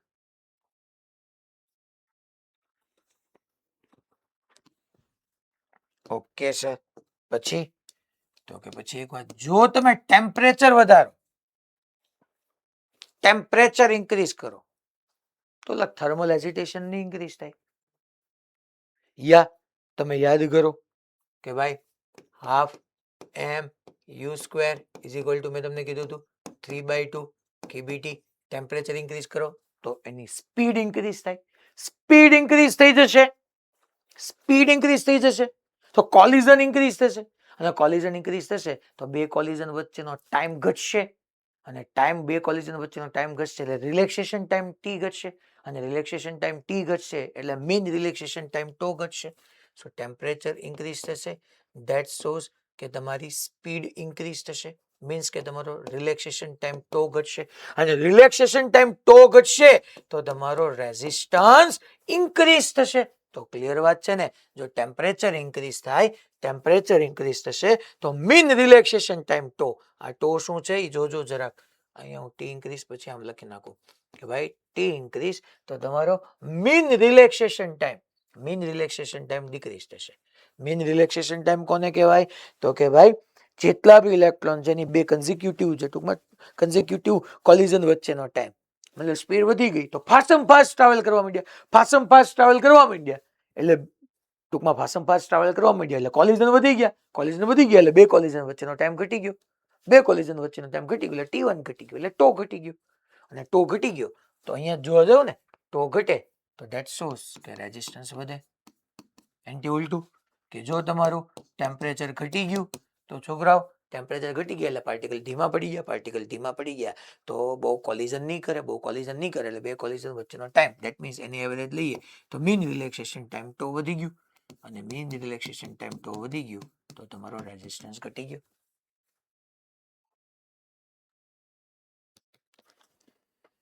હવે તમે કેટલું યાદ રાખવું એ તમારા ઉપર છે. મેં તો આમાંથી અત્યાર સુધીમાં ક્યાંય યાદ રાખ્યું નથી, હું તમને એમ કહી દઉં. हमने तो कुछ भी यहां से याद रखा नहीं है.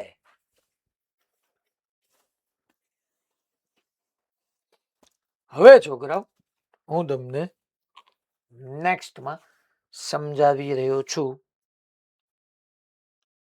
રેઝિસ્ટિવિટી.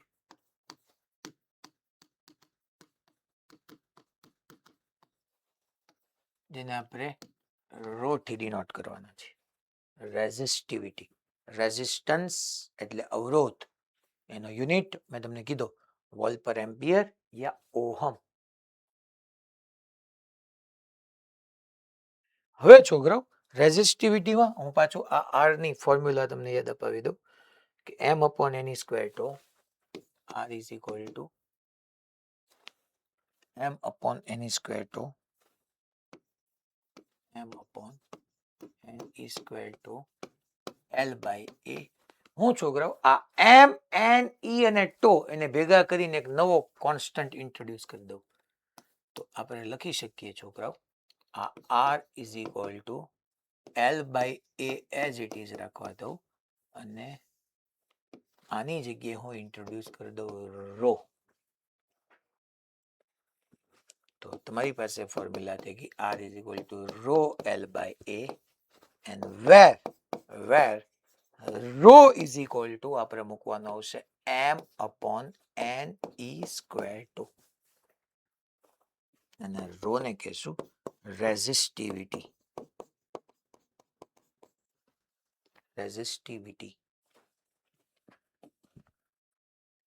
અચ્છા શું રો ની ફોર્મ્યુલામાં ક્યાંય એલ અને એ આવે છે નહીં so it does not depend upon હવે એના બધા વાત ડિસ્કસ કરીએ it does not depend upon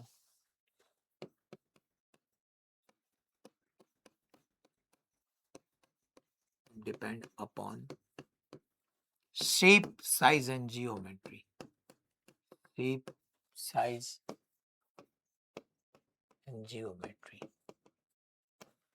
એ છોકરા એના ઉપર કઈ ડિપેન્ડ કરતું નથી કેમ કારણ કે રેઝિસ્ટન્સ ની ફોર્મ્યુલામાં એ એલ અને એ આવે છે બટ રેઝિસ્ટિવિટી ની ફોર્મ્યુલામાં એલ અને નથી આવડતું એટલે કોઈ વાયરની લેન્થ તમે ડબલ કરી નાખો તો રેઝિસ્ટન્સ ડબલ થઈ જાય રેઝિસ્ટિવિટી કોન્સ્ટન્ટ એમાં કઈ ફેર ન પડે બીકોઝ ઓફ એમાં કઈ એલ અને એ આવતો નથી આ તો 10th માં તમારે આવી ગયેલી વાત છે પછી માની લો ગુડ કંડક્ટર હોય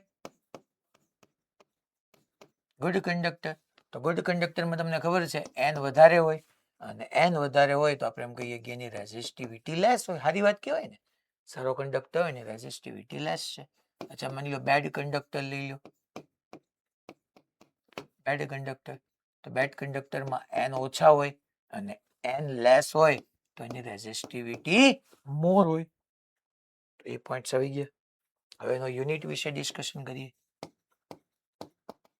સાહેબ યુનિટ શું થશે અહીંથી રો ને સબ્જેક્ટ કરો ને તો રો ને સબ્જેક્ટ કરો જો ભાઈ રો ને સબ્જેક્ટ કર્યું તો આર એ બાય એલ આવશે આર એટલે ઓહમ રેઝિસ્ટન્સ નો ઇન્ટુ એરિયા એટલે metre square upon metre 1 metre ગયા તો એનો યુનિટ આવ્યો ઓહમ ઇન્ટુ મીટર રેઝિસ્ટિવિટી નો યુનિટ જો ભાઈ બધાના યુનિટ તમને હેરાન કરી નાખશે જો ધ્યાન ન આપ્યું તો યુનિટમાં મરી ગયા સમજો જો ધ્યાન ન આપ્યું તો હું એમ કહું છું કે યુનિટમાં મરી ગયા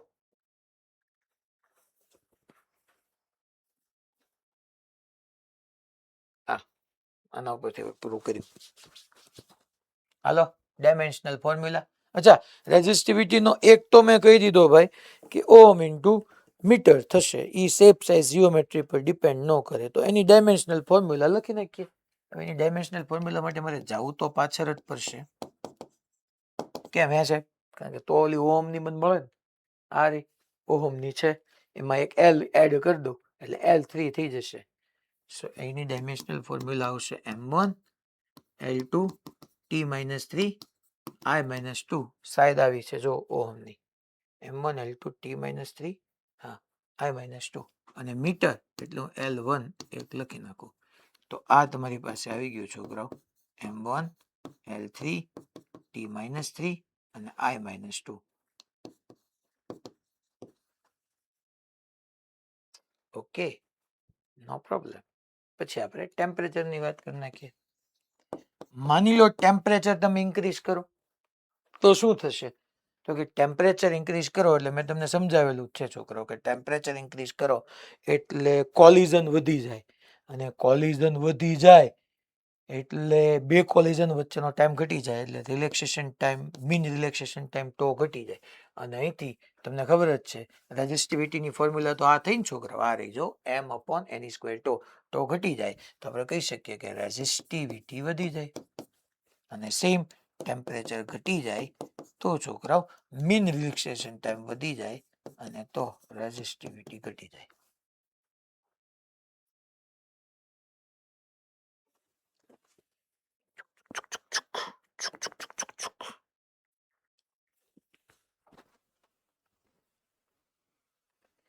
હવે આપણે રેઝિસ્ટિવિટી પછી આપણે લઈએ કંડક્ટન્સ. કોને યાદ કરીએ ભાઈ? કંડક્ટન્સ.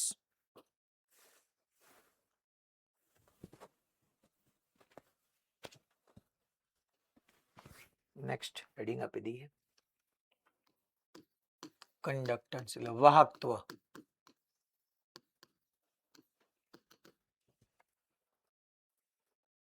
અચ્છા, આનું બધું ઉલટું આવશે.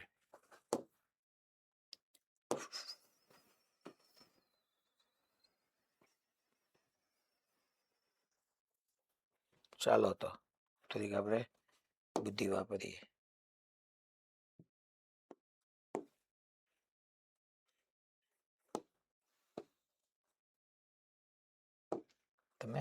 તમે તો તમારી રીતના ફ્રેશ લખતા હોય મતલબ લખજો. પહેલા તો કંડક્ટન્સ આમ નહીં આવે. કંડક્ટન્સની ફોર્મ્યુલા તમે યાદ કરો, મેં તમને આગળનામાં ભણાવી દીધું હતું છોકરાઓ, કે આ એસ ને કંડક્ટન્સ કહેતો હતો. એટલે એસ એટલે n e square tau upon m into A by L આવશે. N e square tau upon L. Conductance S is equal to n e square tau upon m into L by A આવશે. શું conductance shape, size, geometry પર depend કરે છે? હા, કારણ કે કંડક્ટન્સની ફોર્મ્યુલામાં L by આવ્યું જ છે. સો yes, it depends upon shape, size and geometry of conductor. પછી તો કે ભાઈ હવે ગુડ કંડક્ટરમાં એન વધારે હોય તો આને આપણે ચેન્જ જોઈએ. ચાલો તો ભાઈ, ગુડ કંડક્ટરમાં એન મોર હશે. એન મોર તો એસ મોર તો સાચી જ વાત છે ને યાર. સારો વાહક હોય તો છોકરાઓ એનું વાહકત્વ સારું હોય. કંડક્ટન્સ એટલે વાહકત્વ, અવરોધનું વ્યસ્ત થયું. બેડ કંડક્ટર્સ હોય તો એમાં એન લેસ તો એમાં એનું કંડક્ટન્સ લેસ. અચ્છા, આનો યુનિટ તો કે ભાઈ આપણે એક આવું ભણ્યા હતા, I is directly proportional to V. તમે યાદ કરો, એવું મેં પ્રૂવ કર્યું હતું. અને એને અકોર્ડિંગ આપણે એવું કહેતા હતા કે I is directly proportional to V. That means I is equal to S into V. તો એસ એટલે ત્યાં કંડક્ટન્સ હતું, તો એનો યુનિટ, એસ નો યુનિટ વોલ્ટ પર એમ્પિયર નહોતો થતો. અહીંથી એસ ને સમજાવો તો એમ્પિયર પર વોલ્ટ થતો હતો. એટલે અહીંયા મારે આ બધું જવા દેવાનું આવશે. તો અહીંયા શું આવશે ભાઈ? એસ નો યુનિટ આવશે એમ્પિયર પર વોલ્ટ. એમ્પિયર પર વોલ્ટ. ઓર વોલ્ટ પર એમ્પિયર ને હું ઓહમ કહેતો હતો, તો આને મારે કહેવાય ઓહમ ઇનવર્સ, અથવા ઘણીવાર એને મહોય કહે છે, યા ઘણીવાર એને સાઇમેને કહે છે. બધું ચાલે છે. મેં શું કીધું કે ભાઈ રેઝિસ્ટન્સ એટલે ઓહમ હતું, વોલ્ટ પર એમ્પિયર. અહીંયા છોકરાઓ એમ્પિયર પર વોલ્ટ આવી ગયો. એમ્પિયર પર વોલ્ટ આવી ગયો એટલે મેં મહોનો ઓહમ નો કીધું, ઓહમ નું ઇન્વર્સ કીધું. ઓહમ ઇન્વર્સ કયો તો પાછળથી લખે એમ, મહો યા સીમેન. સીમેન તમારે સોરી સાઇમેન, એ તમારે હેમાં આવ્યું હતું? યાદ કરો તો એ તમારે કેમેસ્ટ્રીમાં આવેલું છે. કેમેસ્ટ્રીમાં ઇલેક્ટ્રોકેમિસ્ટ્રી હાલ્યું, સાઇમેન હાલે છે.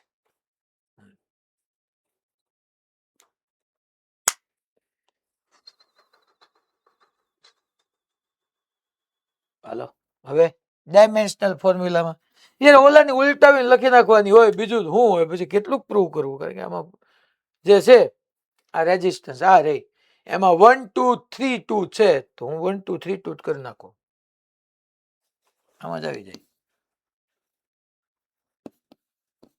1 2 3 2.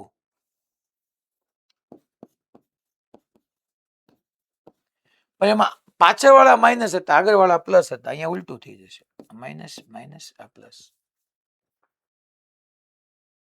બીજું શું કરવાનું? કારણ કે બધાને ઉલટાવી જ દેવાનું છે.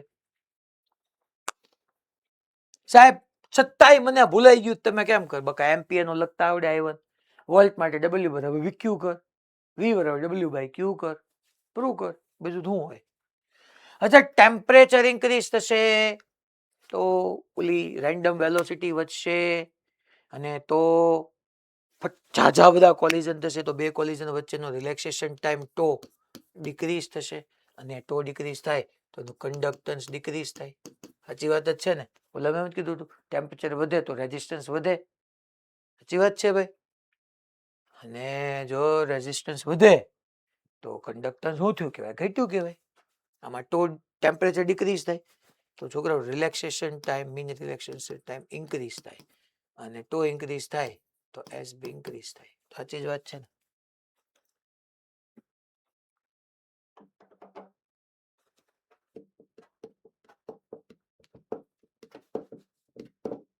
તમને કહો રેડી? તો હવે આપણે જેવું કન્ડક્ટન્સ હતું રેઝિસ્ટન્સ નું રેસિપ્રોકલ કન્ડક્ટન્સ બન્યા તો રેઝિસ્ટિવિટી નું આપણે રેસિપ્રોકલ કન્ડક્ટિવિટી સમજીએ. એને આપણે સિગ્મા ટી ડિનોટ કરશું. કન્ડક્ટિવિટી એક તમારી થર્મલ કન્ડક્ટિવિટી કે આવતી હતી હીટ ટ્રાન્સફરમાં. અહીંયા છોકરાઓ તમારું કન્ડક્ટિવિટી વાહકતા સિગ્મા આવ્યું. હાલો અવરોધકતાના વ્યસ્તને કહેવાનું છે रेजिस्टिविटी अवरोधकता. हेलो आने आप कॉपी करिए. मेरे को तो क्या है अभी इजी इजी होगा ना कि मेरे को तो यहाँ पे ये सब है. Zoom zoom zoom zoom zoom ये zoom zoom zoom zoom zoom यहाँ से इसको किया कॉपी और आगे जाके यहाँ पे कर दिया पेस्ट. लो ये हो गया हमारा. ठीक है ठीक है देखते हैं यहाँ पे बच्चों हम क्या लिखने वाले हैं. ये सब तो मेरे को मिटाना ही पड़ेगा ना. कुछ काम नहीं आया. कुछ काम नहीं आया. चलिए मैं डायरेक्ट लिखता हूँ. रो इज इक्वल टू हमारे पास क्या था 13 धंधा. रो इज इक्वल टू क्या था હવે આ યાદ રાખવું જરૂરી છે મારા વાલા. Rho is equal to m upon n square tau. M upon n square tau તો છોકરાઓ સિગ્મા એટલે 1 upon tau. That means 1 upon rho કરશો એટલે છોકરાઓ n square tau upon m આવી જશે. ગમે એક યાદ રાખી લેજો, બે યાદ ન યાદ રાખતા. હું તો એમ કહું આ યાદ રાખજો કે રેઝિસ્ટન્સ સોરી રેઝિસ્ટિવિટી એટલે એમ અપોન એની સ્ક્વેર ટો. રેઝિસ્ટિવિટી રો એટલે એમ અપોન એની સ્ક્વેર ટો એટલે ઓટોમેટિકલી કન્ડક્ટિવિટી એનું રેસિપ્રોકલ લઈ લેવાનું. અચ્છા પહેલો પોઈન્ટ આપણે જોઈ લઈએ હવે ભાઈ. ઇરેઝમાં આને જવા દેવાનું પડશે. આ આખું તમારું વ્યૂ જશે. આ આખું વ્યૂ જશે. આ આખું વ્યૂ જશે.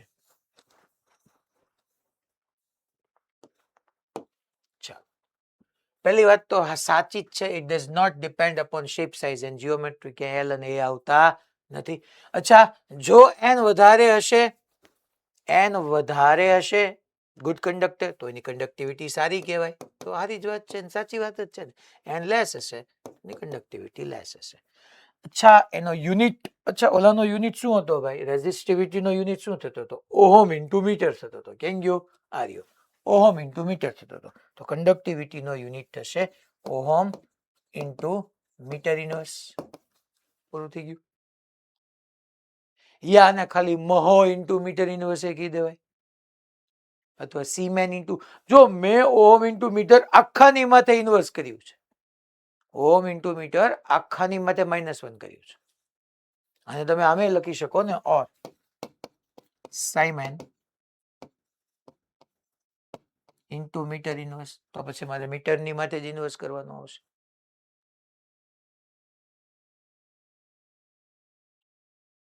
ઓ ભાઈ ખબર પડી તમને કહું પણ ટૂંકમાં સાઇમેન આપણે કોનું કીધું તું? તો વાહકતોમાં કીધું તું કંડક્ટર્સમાં સાઇમેન્સ. અહીંયા આપણે છોકરા ઓહમ ઇન્ટુ મીટર ઇનવર્સ. ઓહમની જગ્યાએ મહો સોરી સાઇમેન નહીં ઓહમની જગ્યાએ એવું લખી શકું મહો ઇન્ટુ મીટર ઇનવર્સ એવું બી લખી શકીએ. Why not? સાઇમેન્સ તો આપણે વાહકત્વમાં કીધું હતું, કન્ડક્ટન્સમાં કીધું હતું. ડાયમેન્શન શું થશે? ઓલાના ઓપોઝિટ લખી નાખવાના, બીજું શું? કોના? આના 1 3 -3 -2 હતું, 1 3 3 2 હતું, 1 3 2 હતું. અહીંયા માઇનસ થઈ જાય, ઓલા બે પ્લસ થઈ જાય.